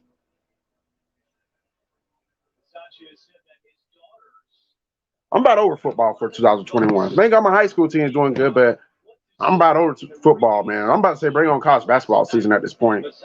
This is getting sad to watch week in and week out. One win in the last 3 weeks between both my NFL and college team combined. One fucking win out of 6 attempts. And that one win was against a scrub ass college team that we blew out. One of the things that the Raiders do is that they show film in addition to the coach getting up talking. So they show some superlative performances, and then as find in the coach has to say to the team. It's a touchback. Denver will get the football at the 25-yard line. We check in with Amanda. Andrew, you talked about that feedback from Chris Pistachio's daughters. Well, I asked them about it, and his daughter, Michelle, who's an English teacher, said, "Oh, you want to see what I have on this?" She opened up her notes on her phone and had entire speeches and words that she thought her dad should use to help motivate this team. They are very much a team in that household. Now, that's good stuff. He had a great line earlier this week at this press conference. He said, "My dad was the head coach of the New York Giants for years. He just never told anybody." Yelling from his couch as something makes the catch on the slant. And he's got. That's it in the third quarter. Broncos getting the shit kicked out of them right now because they don't know how to play football anymore. Las Vegas, you're watching the NFL on CBS. But you see breakfast somewhere else. At least try Wendy's breakfast. Now we can't get rid of them. Sending it the game? Yes, they go for real, don't you? At 6-0? They're legit. And a lot of it is because of that guy right there. We talk about their offense all the time, this high-flying offensive attack, basically basketball on the grass. And that fast-break mentality. But we got another couple games coming up here that are going to be crucial for them. Obviously, with a win today, that puts them at 6. But they got to go Texans and Packers. So looking at their schedule coming up, and that Texans game was very winnable. And then that's going to be a showdown with Aaron Rodgers, and number 1, K1, Kyler Murray. But if he's protecting the ball the way he has been, distributing the ball evenly like he has been, Arizona's going to be tough to stop. Browns have Thursday against the Broncos on Fox before they get the mini bye after that Thursday game. Steelers on Halloween, and they're at Cincinnati after we won at home against the Lions. This will be the first time since Kevin Stefanski took over the Browns they've lost back-to-back games. Stop the Browns on 4th down twice today, and make it 3 times now. On 4th and 2, the pass is incomplete, and the Cardinals defense gets another stop. Arizona closing in on 6-0. Good night. Come on, let's get this workout started. Hamilton, yeah, I did pick the Vikings to beat the Commanders. Let's go, coach. I'll bring that thunder. Good night. Rotate, exhale. Together, Peloton.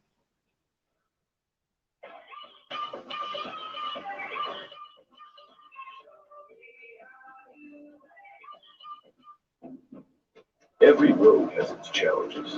We say, bring them on. At Honda, we engineer each vehicle to outthink obstacles, to overcome difficult conditions. We engineer them. Broncos over here acting like the Falcons. Might as well say they are. Oh, the Cowboys scored another field goal, by the way, so it's 20-14 there. Well, there's a big headline. I thought the most remarkable. Oh.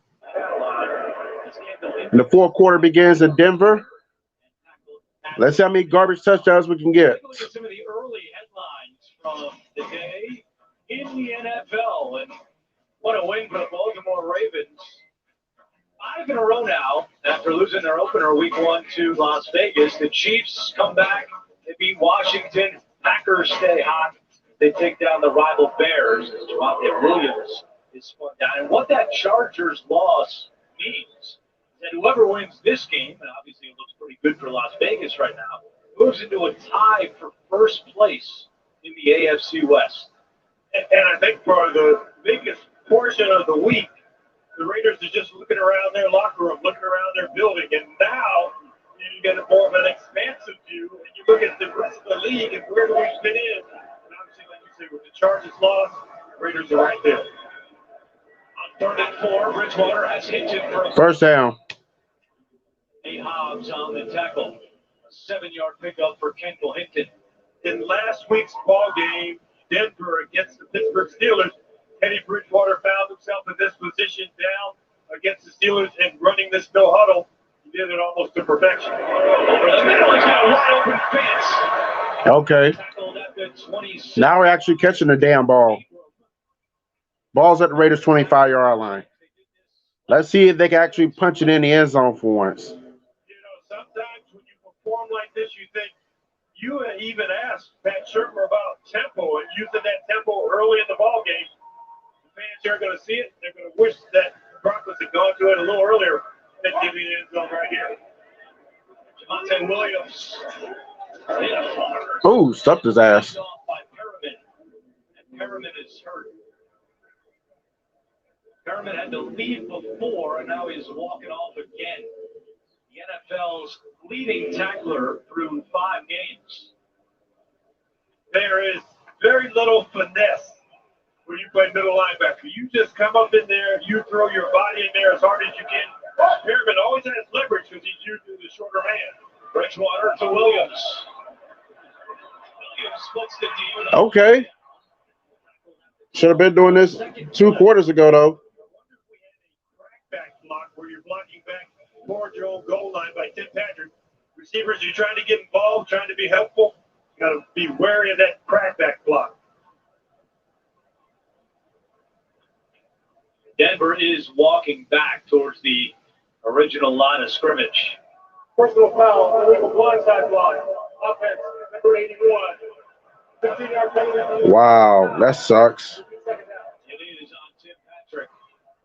You see him shielding with his back, but when he makes contact right there, blocking back toward the opposite end zone, that's the blindside block. That's trying to take out so you don't get those concussions and head injuries. All right, so 2nd and long now. It's Bridgewater. Incomplete. And it was Crosby who got his hand on that one. And then a little Dikembe Mutombo wagging the finger at the Denver sideline. It seems like it started when the Raiders got off the foot. They were intent of playing touch defense, and it really did start with that front four. We mentioned coming into the ball game, the Raiders had 15 sacks, all of them from the defensive line. And that defensive line has been the star so far in this ball game today. There's the last play, Crosby, and then the finger wave towards the Denver bench. 3rd down and 20. Gotta take a shot.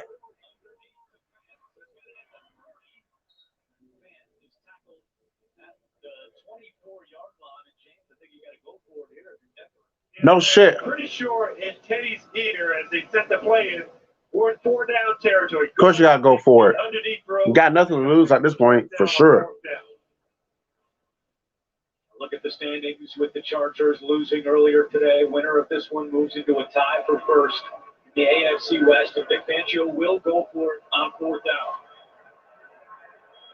down. 4th and 8. We're trying to see which safety comes down into the middle and throw Hobson in. Bridgewater for Hinton. He caught it. First down. What? What? You gotta be kidding me.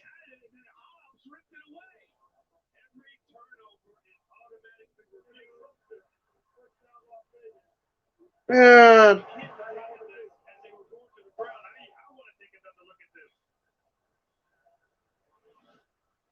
Officials ruled it a catch, then the other one came in and said it's Raiders' ball. He was down. Wow. His knee was down before he got ripped away from him. What the fuck? This is the There was a fucking break. God fucking damn. Because his plan is backed by the team at Fidelity. A group of investment professionals manages Ben's IRA for him, analyzing market conditions and helping him stay on target. He gets one-on-one coaching when he wants some advice and can adjust his plan whenever he needs to. And now he's so prepared for retirement, Ben is feeling totally zen.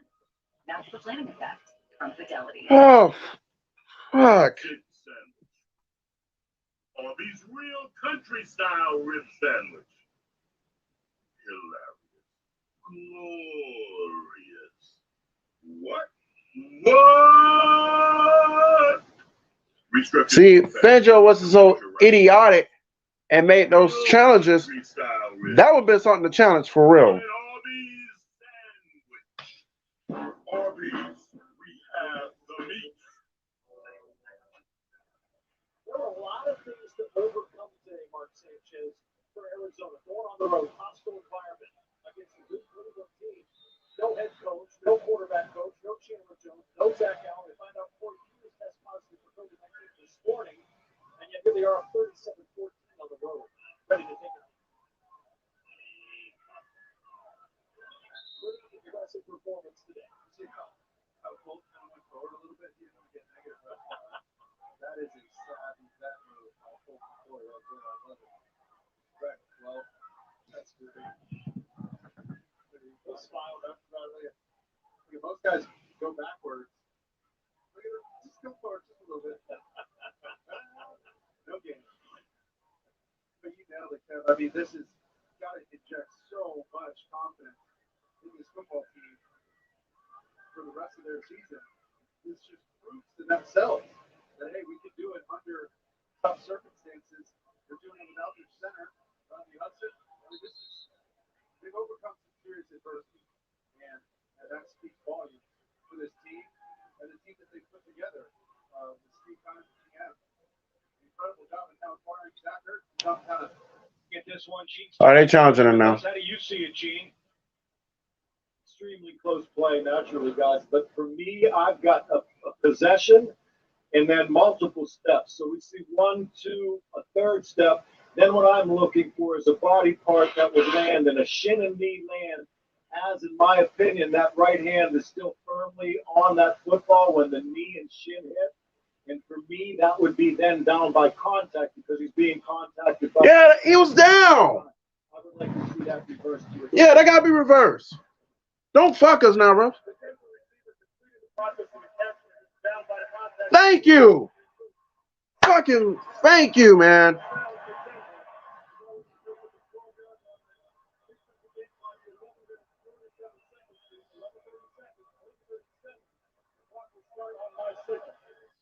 And we got a final in Cleveland. The Cardinals defeat the Browns 37-14. So the Arizona Cardinals are 6-0 and will likely be 7-0. They play the Texans next before they get a real challenge 2 weeks from now when they play the Packers. That's going to determine how far the Cardinals have really came. All right, meanwhile, for the Broncos, offense back on the field after that call was reversed. So Broncos in the red zone. Let's see what happens. Need a touchdown here. You can play man-to-man with the receivers who are out of the route and still have guys underneath who can play the quarterback's eyes. See, a lot of guys look at the quarterbacks. Even Solomon Thomas, number 92. Then 42 gets a hand on the ball. 25 tries to get a hand on it. So that ball is getting tipped around like in volleyball.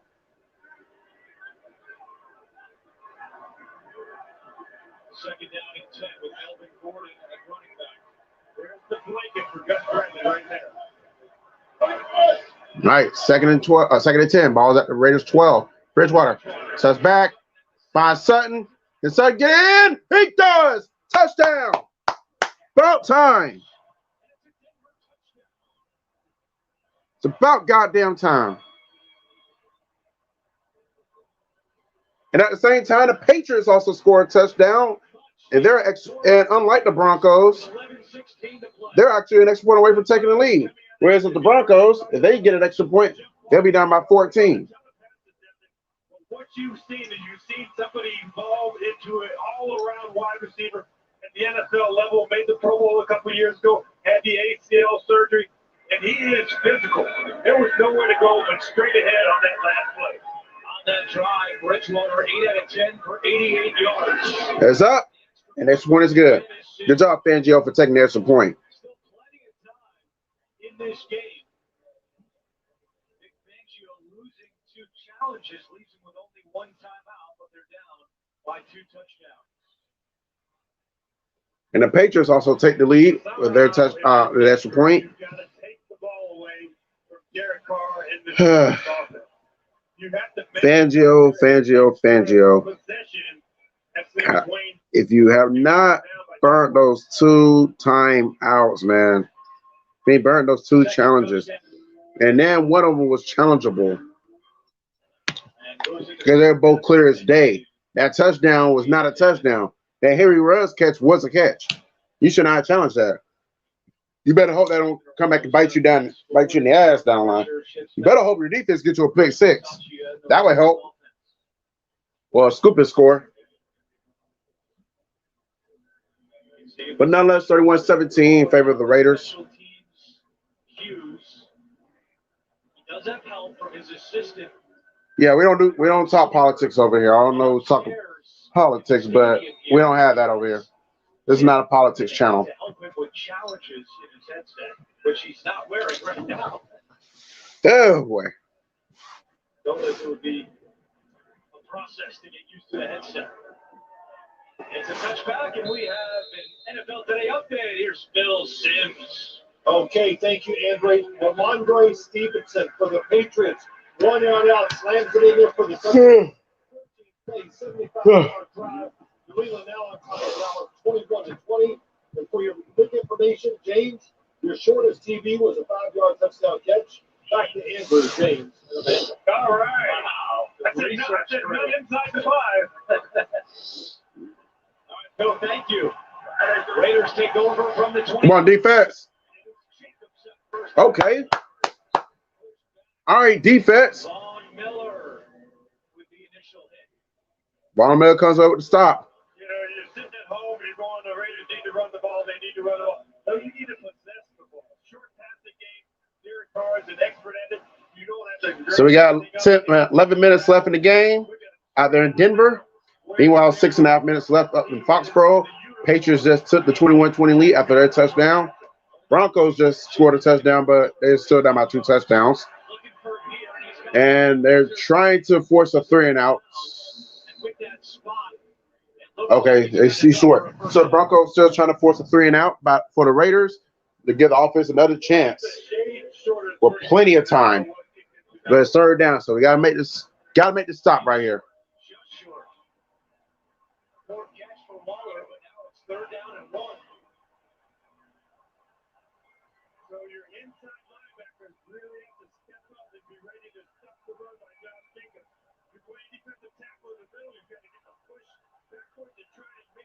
Back at you.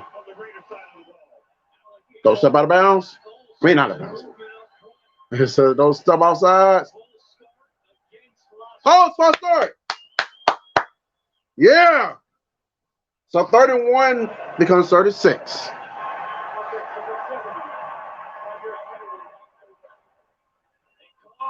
Alex Leatherwood, the rookie from Alabama. That's his 7th penalty of the year. God damn, Alex Leatherwood has committed 7 penalties in NFL this year, which is the most. He is the most undisciplined player in the NFL right now. But 36 though.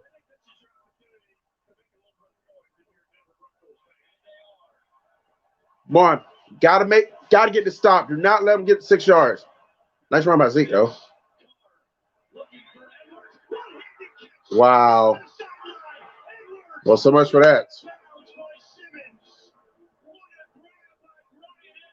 You want to challenge that, Vic Fangio? Oh, wait, you can't. You're out of challenges. Big plays in the passing game. We've seen the ball up in the air. We've seen the Raiders come down with it. That's 3 times where you have balls that, hey, maybe this can be intercepted. Maybe we can make a play and bat it away. But 3 times the Raiders have come down with those huge chunk plays offensively. 51-yard reception by Brian Edwards. 51-yard reception. My God. Spot on third down, a one-handed grab. Jacobs pushing that inside the 15.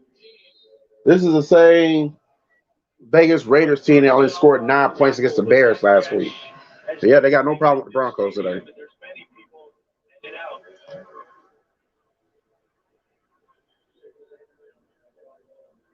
Golden opportunity for that Denver defense. And now Las Vegas will use some clock. 9 minutes to go. If you're in that Denver huddle on defense, you have to realize the Raiders still have not crossed the goal line.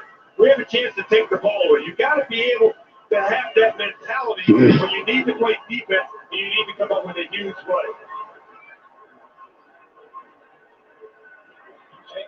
That's a good stop. He has 342 yards passing.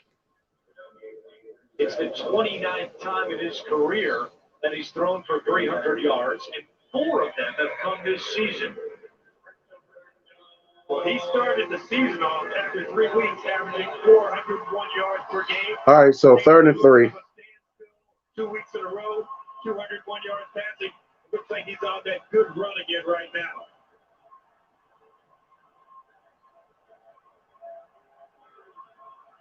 Third and 3.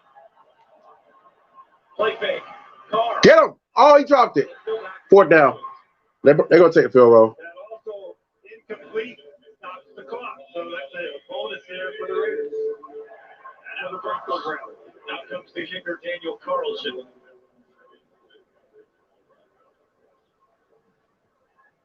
Key thing for Denver, yes, we'd love to block it. We'd love to get our hands up. You've got 4th and less than 5, stay outside.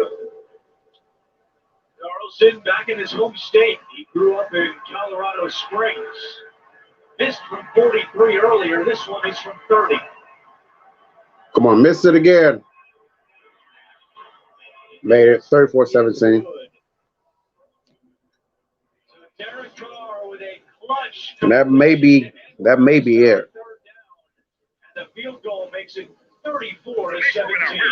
Everything must go at American Freight with guaranteed lowest price, low quality furniture. All right, so we go to Foxborough then since the Broncos game is on commercial.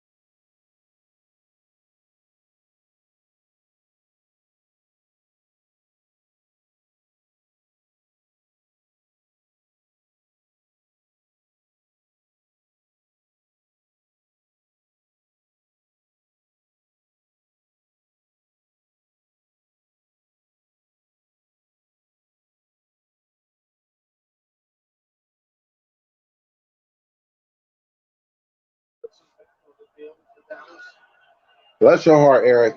Yeah, that was a tough one to watch. Then both our teams got to play on Thursday. Today was try to avoid going 3-3 bowl between the Broncos and Raiders. Our matchup on Thursday, Eric, is going to be to avoid going 3-4 bowl. On the wheels and he gets there, but Who got him there, Jim? Well, they're going to go field goal here on 4th and 1. Oh, he didn't even get it. Shorter than 4th and 1. I'm shocked, though, that if you were able to convert it. So the Cowboys going for the field goal to take the lead. Cowboys have not beaten the Patriots since 1996. They have played the Patriots not six straight. They've lost the last 6 meetings to the Patriots since. Just like with the Broncos situation. I haven't beaten the Broncos since 95. They lost the last 6 in the meeting. And he misses a field goal. Wow. Damn. Damn. He done missed the field goal to take the lead.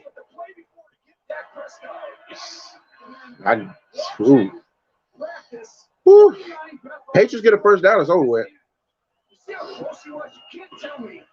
And to be honest, I had Patriots for the upset on that one anyway, so that was my upset special. Meanwhile, back at Denver.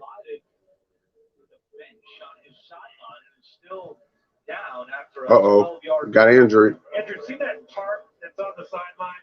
It always bewildered me. I know you're trying to. Oh, it's Tim Patrick. Yikes. But that tarp is hard to stop on when you have cleats on. You kind of just skid over it. That's what happened to Patrick as he ended up on the bench. All right, so here we go. Oh, he got wrapped up real quick. So possibly second and 10. Here's JB and Phil Sims. Oh, shoot. Missed field goal, Phil. Yes, Red Zerline, 51 yards out. This is wide. Red Zerline going to be kicking himself if the Patriots get that first down. Meanwhile, second and drop pass. Come on. Incomplete. It brings up third down, and they're still looking at Patrick. No effect. Drops the pass there.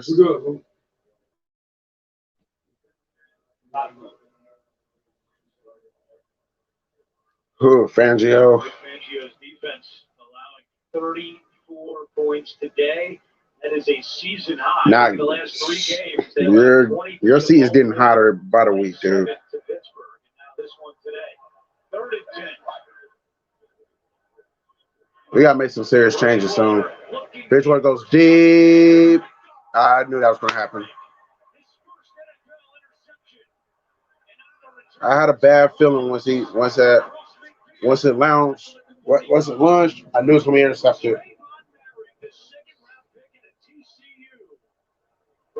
How fitting.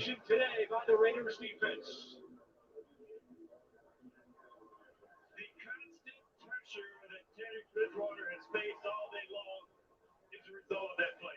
You get in a situation where it's a throw it up and hope. Teddy Bridgewater coming into this game, only having committed 1 turnover, and that was at the end of the game last week against the Pittsburgh Steelers. When I say get turnovers, I don't mean offense get the turnovers. You turn the damn ball over. I was talking about the defense. Oh, speaking of turnovers, we got a pick 6. Not the Broncos. It was the Cowboys. Cowboys with the pick 6. They take the lead. And Belichick's like, God damn it. You can't have it tip all around him. He picks off his old Alabama teammate and uses the instincts, the hand-eye coordination, and run into the end zone like the man he studied on film, who was his role model to play the position. He told us last night, Deion Sanders. He looks like him, I'll tell you, Diggs. Matt Jones can't believe it. He just missed him a little high, and you can't right there. Some of that frustration as a flag is down. All right, what's the flag on? Cowboys are going for 2. They got 2 minutes, 27 seconds left in their game. Oh, hold on the Raiders. John Simpson called for the hold as we go back to New York. An NFL Today update with JB and Phil Sims. Take a look at this, Phil. Yes, Mac Jones leads the receiver just a little too much. Trayvon Diggs. Who else is there to take? Does he get it? Oh, he's still on his feet. Now he's going to be stopped. So the failed 2-point conversion leaves the Cowboys with a 5-point lead. Let's see if Matt Jones can redeem himself and deliver a game-winning drive here.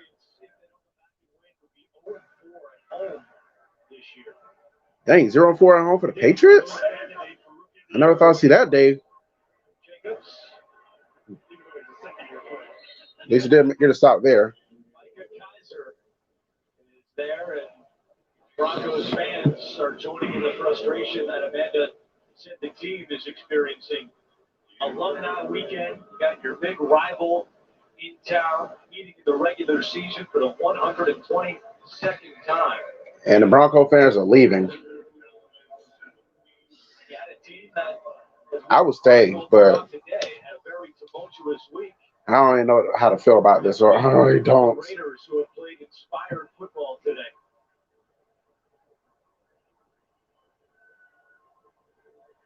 Third and 17, they'll run it with Richard.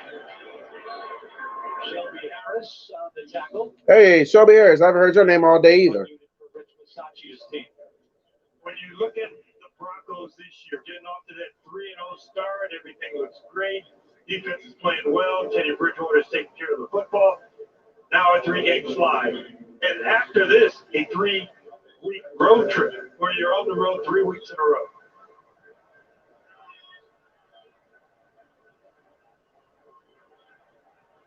We're not on the road week 8 against the Redskins. What are you talking about?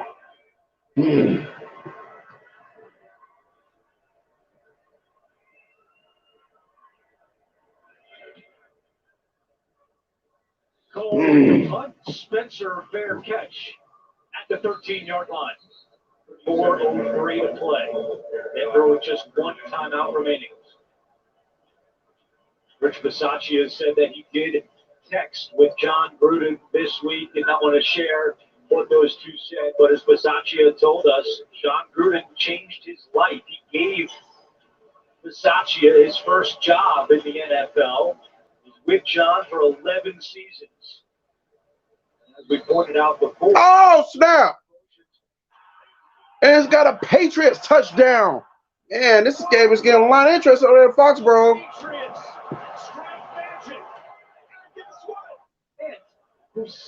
And Bridgewater finds fan on the good play right there.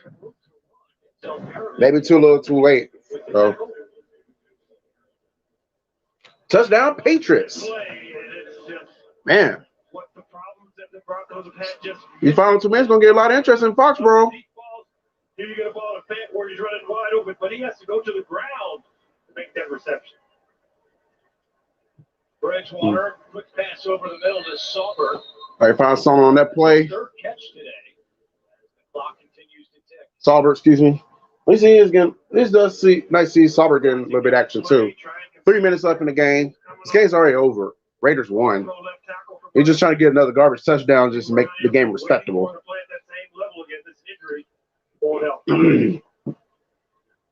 Bridgewater pump fakes, wanted to go deep. It's not. Go ahead. Oh, Nate still found his receiver. Then the ball came out, but they're saying Sutton was down. Ah, that's what you get. Oh, the Patriots went for 2 and they got it. So it's 29-26. Patriots. The Cowboys can't win it with a field goal. Got to win with a touchdown.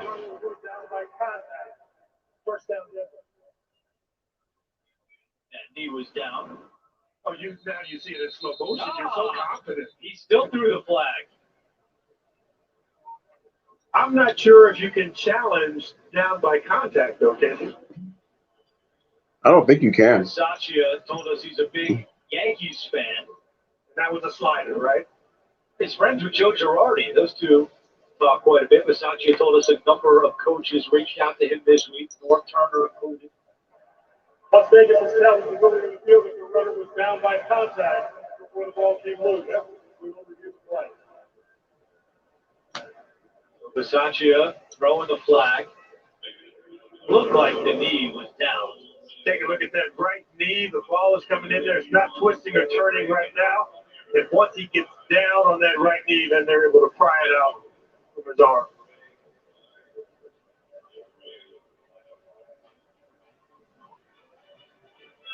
You know what? You can't take those challenges to the bus with you back to the airport. That's good practice. Yep. Sriracha did a good job of stripping that ball free, but again, looks like Seth's knee was down. Yeah, it was down. That's what I'm pointing out.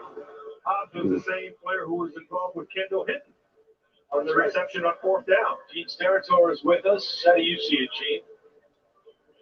I see it with the knee down in possession, and I think you guys are right. The coaches are, no pun intended, challenging the replay procedures today and throwing them very. All right, here we go. It's going to stand. Calls for Ron Torber. After reviewing the play, the ruling on the field stands his call. When it was down by contact. Exactly.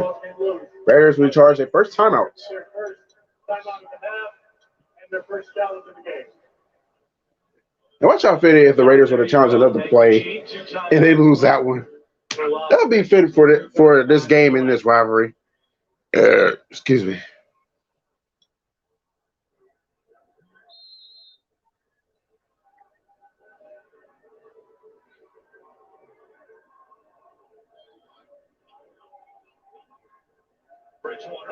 Good catch. Cut the quarter, cut the quarter, cut the quarter, Cortland. New England answers right back. The first play after the Trayvon Diggs 42-yard pick six. Mac Jones Burn that defender. All right, so it's third down for the Cowboys after the 2-minute warning. Broncos are about to go to 2-minute warning themselves. So after that play, are you going to give me another beer? Oh, never mind. It wasn't a 2-minute warning yet for the Cowboys and Patriots. They're there now. So both games are at 2-minute warning. So I got a chance to give me another beer.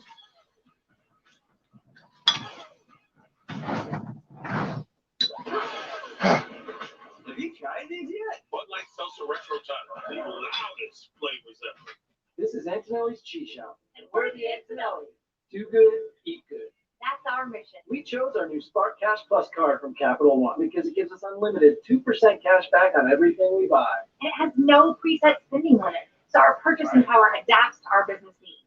We use our 2% cash back to help cover our employees' healthcare costs. That's how we take care of our most valuable asset. Our people. It may sound cheesy, But we like it that way. What's in your wallet? Rated M for mature.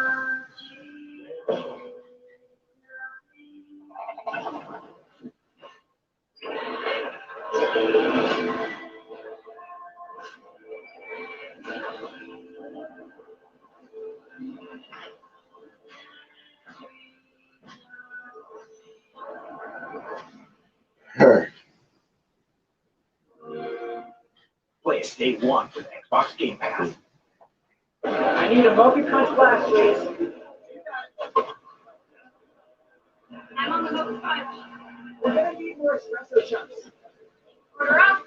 Sonic Mocha Crunch Blast. Sonic. You know how some carriers Okay, still a commercial. living with it? I don't think so. Verizon lets you trade in your broken phone for a shiny new one. You break it, we upgrade. You dunk it, doggy bone it, slam it, wham it, strawberry jam. We upgrade it. Get a 5G phone on us. Select plan. Every customer, current, new, or business. Because everyone deserves better. And with plans starting at just $35, better costs less than you think. The NFL on CBS is sponsored by Verizon, the official 5G network All right. of the NFL. Both games come back on simultaneously. If you drink, don't drive. Decide to ride.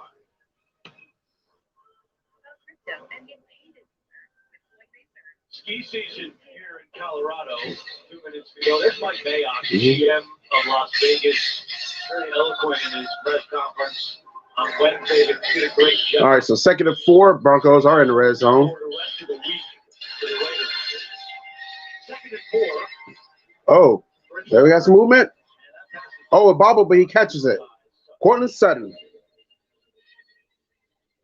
Derek Carr told us that he was having dinner with his family and his kids on Monday night when his wife got an alert on her phone that said John Gruden has resigned. Carr said he couldn't believe it, and then a few moments later, Gruden called him. Bridgewater completes that one. And Gruden said, forget about Come on, just gonna get in the end zone. the Gruden's house. Up his wife, up his kids, their cars that you want to share with the two discuss. That's what type of relationship. Teddy B, touchdown. Second ball, press 1. Let me know that you can hear me. Everything before I get started and everything. So Basic Green and GS Sports and everybody. Please, again, excellent stream yesterday, last night for game 1. Watch this. We'll be streaming game 4. We need to open it up for. We need to do this. So Los Angeles. No effect. So stay tuned for that. I will not be able to stream game 3. Again, in case you did not know, Braves did rally yesterday and won on a walk-off for the Wireless and Riley. 3-2 to take a 1-game to none lead in the NLCS. And in case you do not know, Dodgers Justin Turner is out of the lineup tonight. 34-24. Okay. I know all too well about injuries. CBS begins with All the 60 Braves minutes. and we got a series of wins.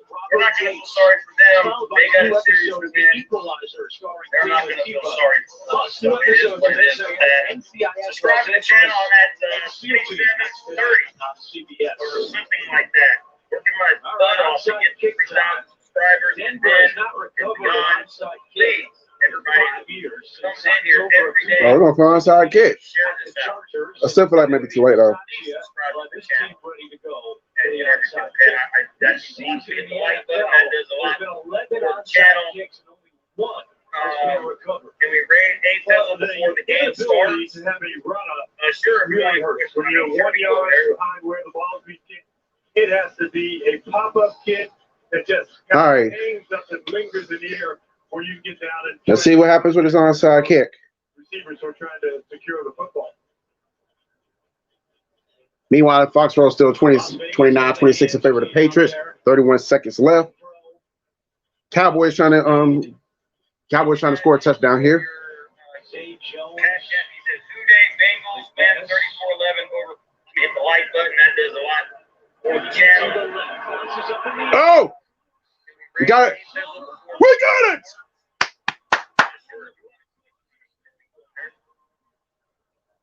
Thank you, Dashy, for your cash app. He said, "Today Bengals win 34-11 over Lions." Thank you very much. Yeah, we'll go down to a rate. Everybody go over. Hold on, let me put this cash app. Also, the PayPal in the link. To the left. These are both in case you want to. Let's go rate our buddy over there. Broncos. Anybody can post this link, I would appreciate it. Always take this productions in the chat. And All right, come on, score now. Quickly. Get out of bounds. There we got Sports Live at ATL. Got to score twice. So if you get into field goal range, you've got McManus, who hasn't missed a kick all year. nice coach. And that's a career long of I got you, 58 yards. Something I'm sure that But I got to bounce, man. I got to get ready for the stream. I wanted to pop in. Everybody go over there and say hello to A-Fizzle Productions. Please go over there. Ray. I would appreciate it. Everybody Come on, fight. He's going to be sacked. please go over there. The Shades of Green. Please go in A-Fizzle's chat and give him a hello. Say hello to Ray. uses his final timeout with 59 Third down. seconds left. And pitch, we're going to use our last timeout. My God. Ooh.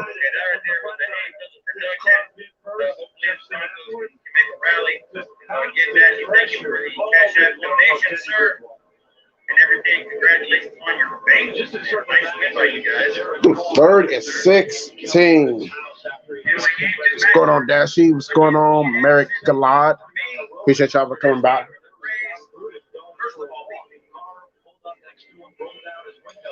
Hey, coach, you know, you need a ride. He was joking around with him. And Gruden said, Derek, keep on driving. You've got work to do. And that was the message the Raiders said all The Cowboys going for the field goal. Derek Carr said that his phone blew up. So you might see overtime if he makes it. At 6 a.m. on Tuesday morning, the day after Gruden resigned. Belichick looking nervous over there. All right, finds Fance. That's going to be fourth down. Only picks up a couple yards there. All right. Yeah. Oh, he makes sense. But they had just been hit by this. And so it was so fresh, so new. Now they had a whole week to prepare and get things in order. Intercepted by Abram. Abram is tackled at midfield. That's the third interception today for Teddy Bridgewater, and it caps a banner day. On a fourth down on top of that. Way to rally, but my God. Start shooting yourselves in the foot the first 3 quarters.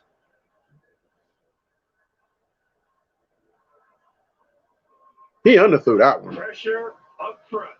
There's no way Jonathan Abram should have gotten that. That was underthrown. 16 quarterback hits, 5 interceptions. Not unless he got it. This game is officially final. The Raiders just going to down it. So they're 4-2. The Broncos, they tied with the Chargers. Broncos are 3-3.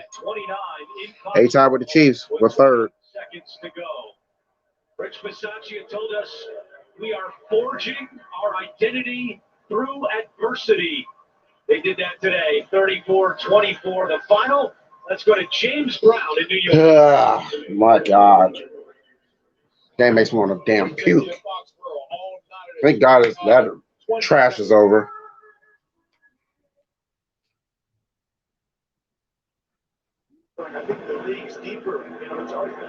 So I guess we're going to stick around in Foxborough then. The final 20 seconds of this one. Cowboys just got a field goal, so it's 29-29.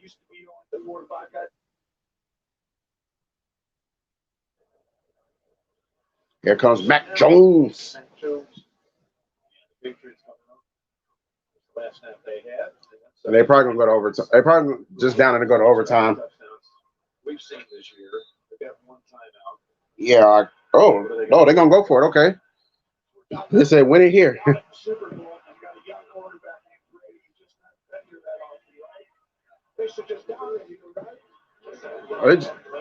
They playing for overtime because they just had to run. And that's going to be that. And the regulation. We're going overtime at Foxborough. Cowboys 29, Patriots 29. Battle of bandwagon nations.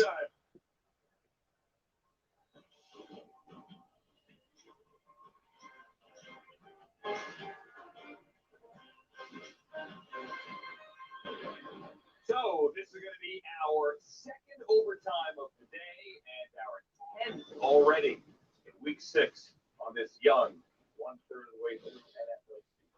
Time to wrap it up. If you want to watch that game, they are heading to overtime at Foxborough. Cowboys and the Patriots will continue on 7/14. We hand the remote to you on NFL Sunday Ticket. And look ahead to week 7 in which... All right, here we go. This match is week 7. We got ACTRs and Packers, Chiefs, Titans. Come on, Titans. Falcons, Dolphins. Come on, Dolphins. We got Jets, Patriots, Panthers, Giants, Bengals, Ravens. Obviously, Broncos, Browns on Thursday night. Then you got the Eagles and the Raiders. Come on, Eagles. Lions and the Rams. That's going to be an ass whooping. Cardinals, Texans, Cardinals. Bears, Bucks. And I don't know who's on Sunday night or Monday night. Don't really care. It's not the Broncos. My name is Andrew Siciliano. Nobody cares, Andrew. Get on my TV. Thank you. All right. Overtime in Foxborough, Massachusetts. Bandwagon Nation #1, a.k.a. the Dallas Cowboys. And Bandwagon Nation #2, a.k.a. the New England Patriots. And that game is going on commercial right quick. So you know what?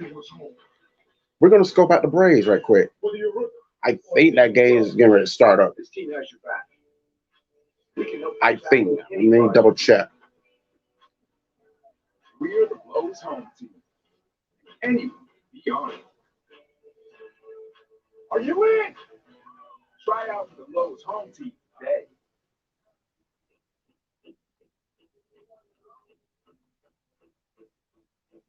Okay, that game is starting up. I guess I add the Braves score on here. Is that game? That game is officially underway in Atlanta. Ian Anderson starting pitching for the Braves. Like I said, the Braves are 1-0 on the LA Dodgers in this series. Hoping to take two here and put the Dodgers in a deep hole when this series shifts back to LA. 1 ball, 1 strike. Mookie Betts is at bat right now for the Dodgers. And I will be joining Sports Live in ATL. I don't know if he's going to let me in the panel or not, but I'll be over his channel once the Cowboys and the Patriots game concludes. 1 ball, 2 strikes. His best pitches is changeup. If you're 2 hands up, the changeup's going to be a little harder. Fastball command too is key for him tonight. ERA over 6 in the first innings. Ooh, up top. 2 balls, 2 strikes. 2 bets. 2-2 the count. Scherzer lined up to pitch this game. There was some discussion that Scherzer would pitch game 1.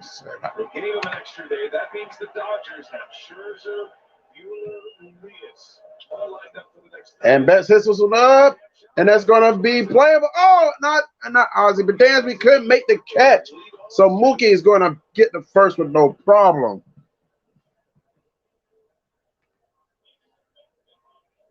That just continues to swing the bat. That's his 12th hit of the postseason. Not how you want to start off that game. Just enough to get enough wood on this ball. Swanson almost made the play of the night on the first play. That's right. Just missing that hit by Mookie Betts. That would have been a great catch how he was able to make that. All right, but enough of that. We're going to get back to the NFL side. That's what we're here for. We got overtime. That was the first play. That was incomplete. So we got 2nd and 10 for the Patriots, who, like I said, they did get the ball first. As y'all know, the overtime rules.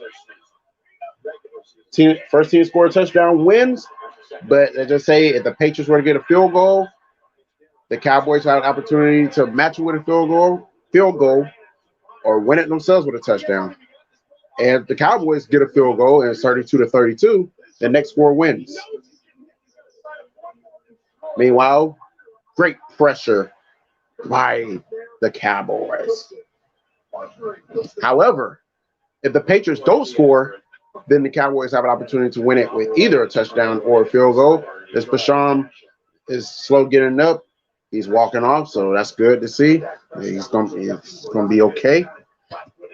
He's probably just need a breather. That's Dak Prescott just looking on, saying, "Give me a chance.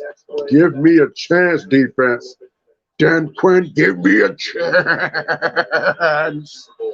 51 matchup against Atlanta. There's Josh McDouchebag one more time. He's a douchebag. There's Zeke, also hoping to get a chance. Ball's at their own 39-yard line. Oh, they get a fresh set of downs too, so good for them, I guess. And it off. What a good run. Took a couple of defenders down with him. Picks up a gain of 5.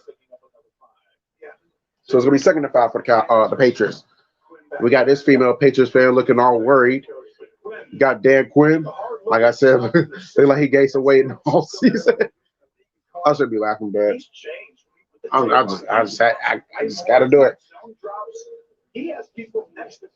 I should go to his channel and say, "Hey, did you know that Dan Quinn put on some weight during the all season since the Falcons gave him the heave hole?" All right, 2nd and 5. Here we go. Back to the running game for the Patriots. Picks up about 2 yards. So it's going to be 3rd down. Harris with the run. Damian Harris out of Alabama.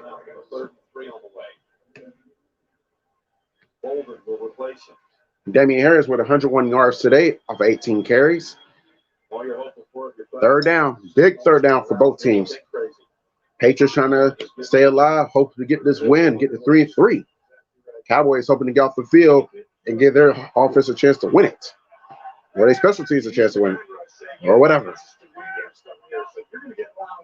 If this safety comes to the middle, I take a shot outside. Go right back. Here we go. It's Mac. Oh, incomplete. And it's no flags. So it's going to be 4th down for the Patriots, and they're going to punt. So the Cowboys get opportunity to win the game now. Ooh, that was close. That could have easily been face mask. No call there. They're just showing us at the stadium. To everyone here from the Patriots. It's a punt. Jersey. It's not good. Not a good punt at all. So the Cowboys get an opportunity now. So next score wins now. Let's see what Dak and company can do. Dak is thrown for 374 yards. I mean, he's went 31 for 46 for 374 yards. He has 2 touchdowns and 1 interception today. Interception.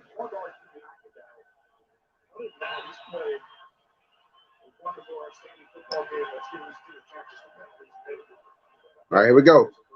Hands it off to Zeke. And Zeke only puts up a yard. Immediately stopped. 2nd and 9 for the Cowboys. I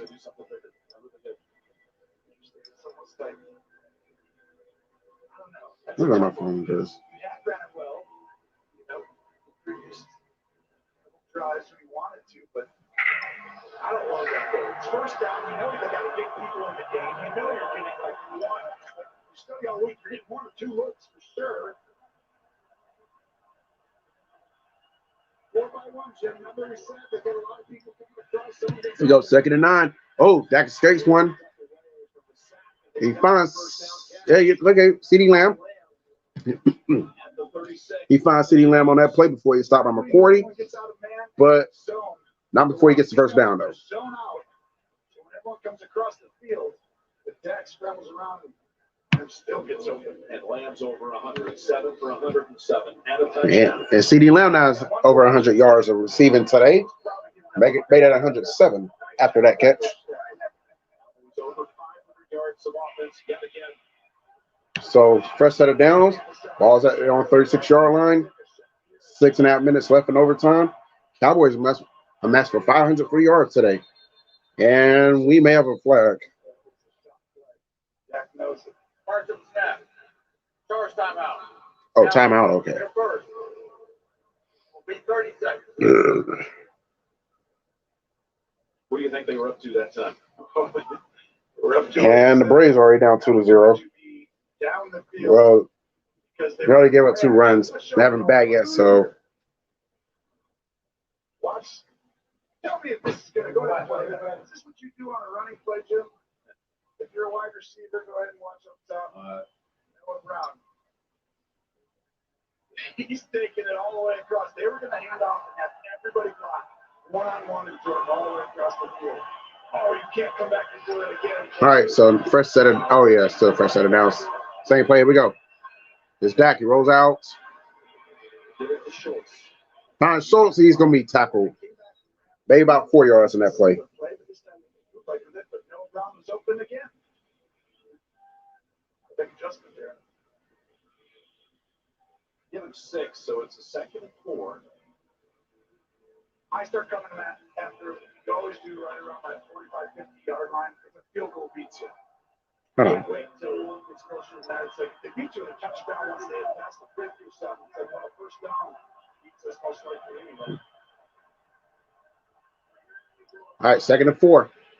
Patriots bringing it. Don't matter. First down.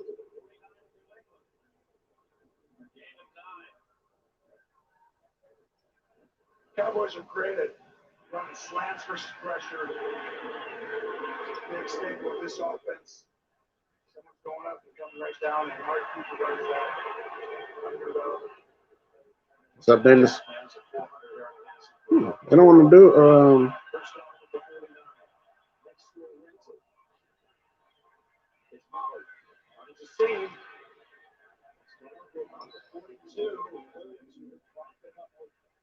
Times in the fourth was the one dislodged a Patriot or 2 and opened up that run of 7. Great run by Pollard. They would kick a field goal from Fury if they had to, right? He's got the leg to do it. I mean, You're talking about, you don't want 60. You don't want that. But they're already at 1921 again, 56 with 30 to spare. No hope. I got it now. Okay. Goes for the block on the front two, first down. 7. So dynamic. Run after catch. What did that? So that was last night on how unselfish this receiving core is and how much they do the dirty work for one another. And I said, anybody selfish about it all? I said, no. He says, sometimes I don't worry about who I'm throwing it to, but sometimes I want to give a guy a pass or two because he's just done so many things for the team. He deserves the football. We just saw Cooper do it there. It sounds to me like that. Yes. So many good players.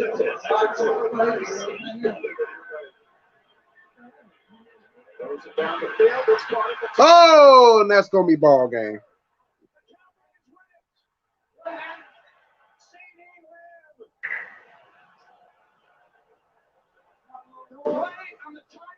This is it, Jim. You asked me what the play was. I didn't see it, man. 35 yards. Whoa, what a game.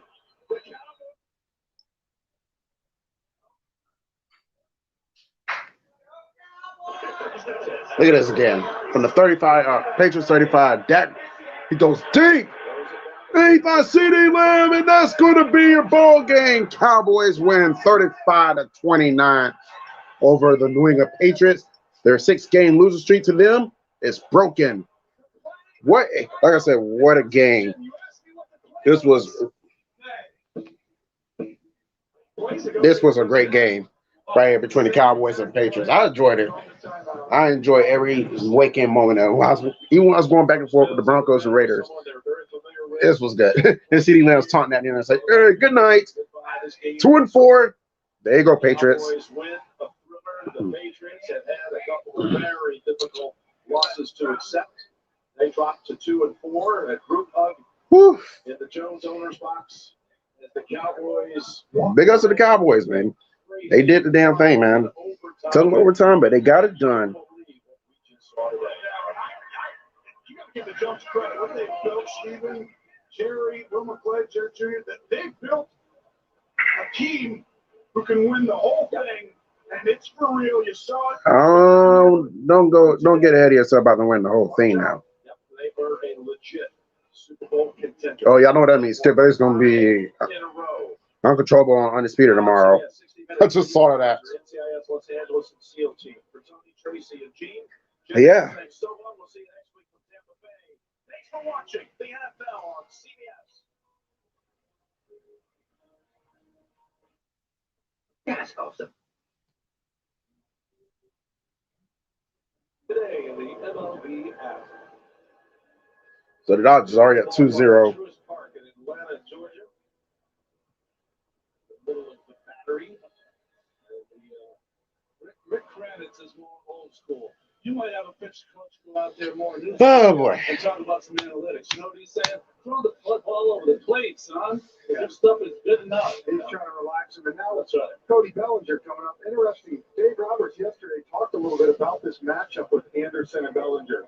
No fucking way. No. Jacob Webb already warming up for the Braves here in the bottom of the first. You mean tell me Ian Anderson's already at 26 pitches in his first inning? What are you doing, Ian? Number 8 hitter in the division series on occasion. Number 7 hitter tonight playing first base. Another base hit last night, overshadowed by the Taylor base running gaff.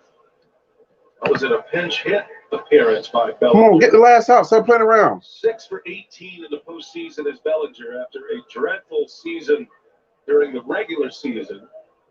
He has really come alive here in the postseason. He's been an MVP of the league. He's been an MVP of an LCS as well. All right, strike one. Maybe more impressively for Bellinger, he is 5 for 11 with runners on base this postseason. Been at his best in spots like this. Bellinger in past postseasons has been attacked across the top of the strike zone with fastballs, but he saw a lot of sliders in Game 5 against Doval, and of course that changeup's got to come and play here against Anderson. Here's the 0-1. Bellinger hits it, and that's gonna land right into the glove of Austin Riley, and that's gonna retire the side. Corey Seager with the home run. And that's why the Dodgers are 2-0. Anyways, I'm going to end this now, so I appreciate everyone who scoped it out. It was an okay stream. Only with the Broncos won, it'd been an awesome stream, but definitely got some a lot of questions need to be answered with this organization right now, and real soon. So, but till next time, A-Fizzle signing out.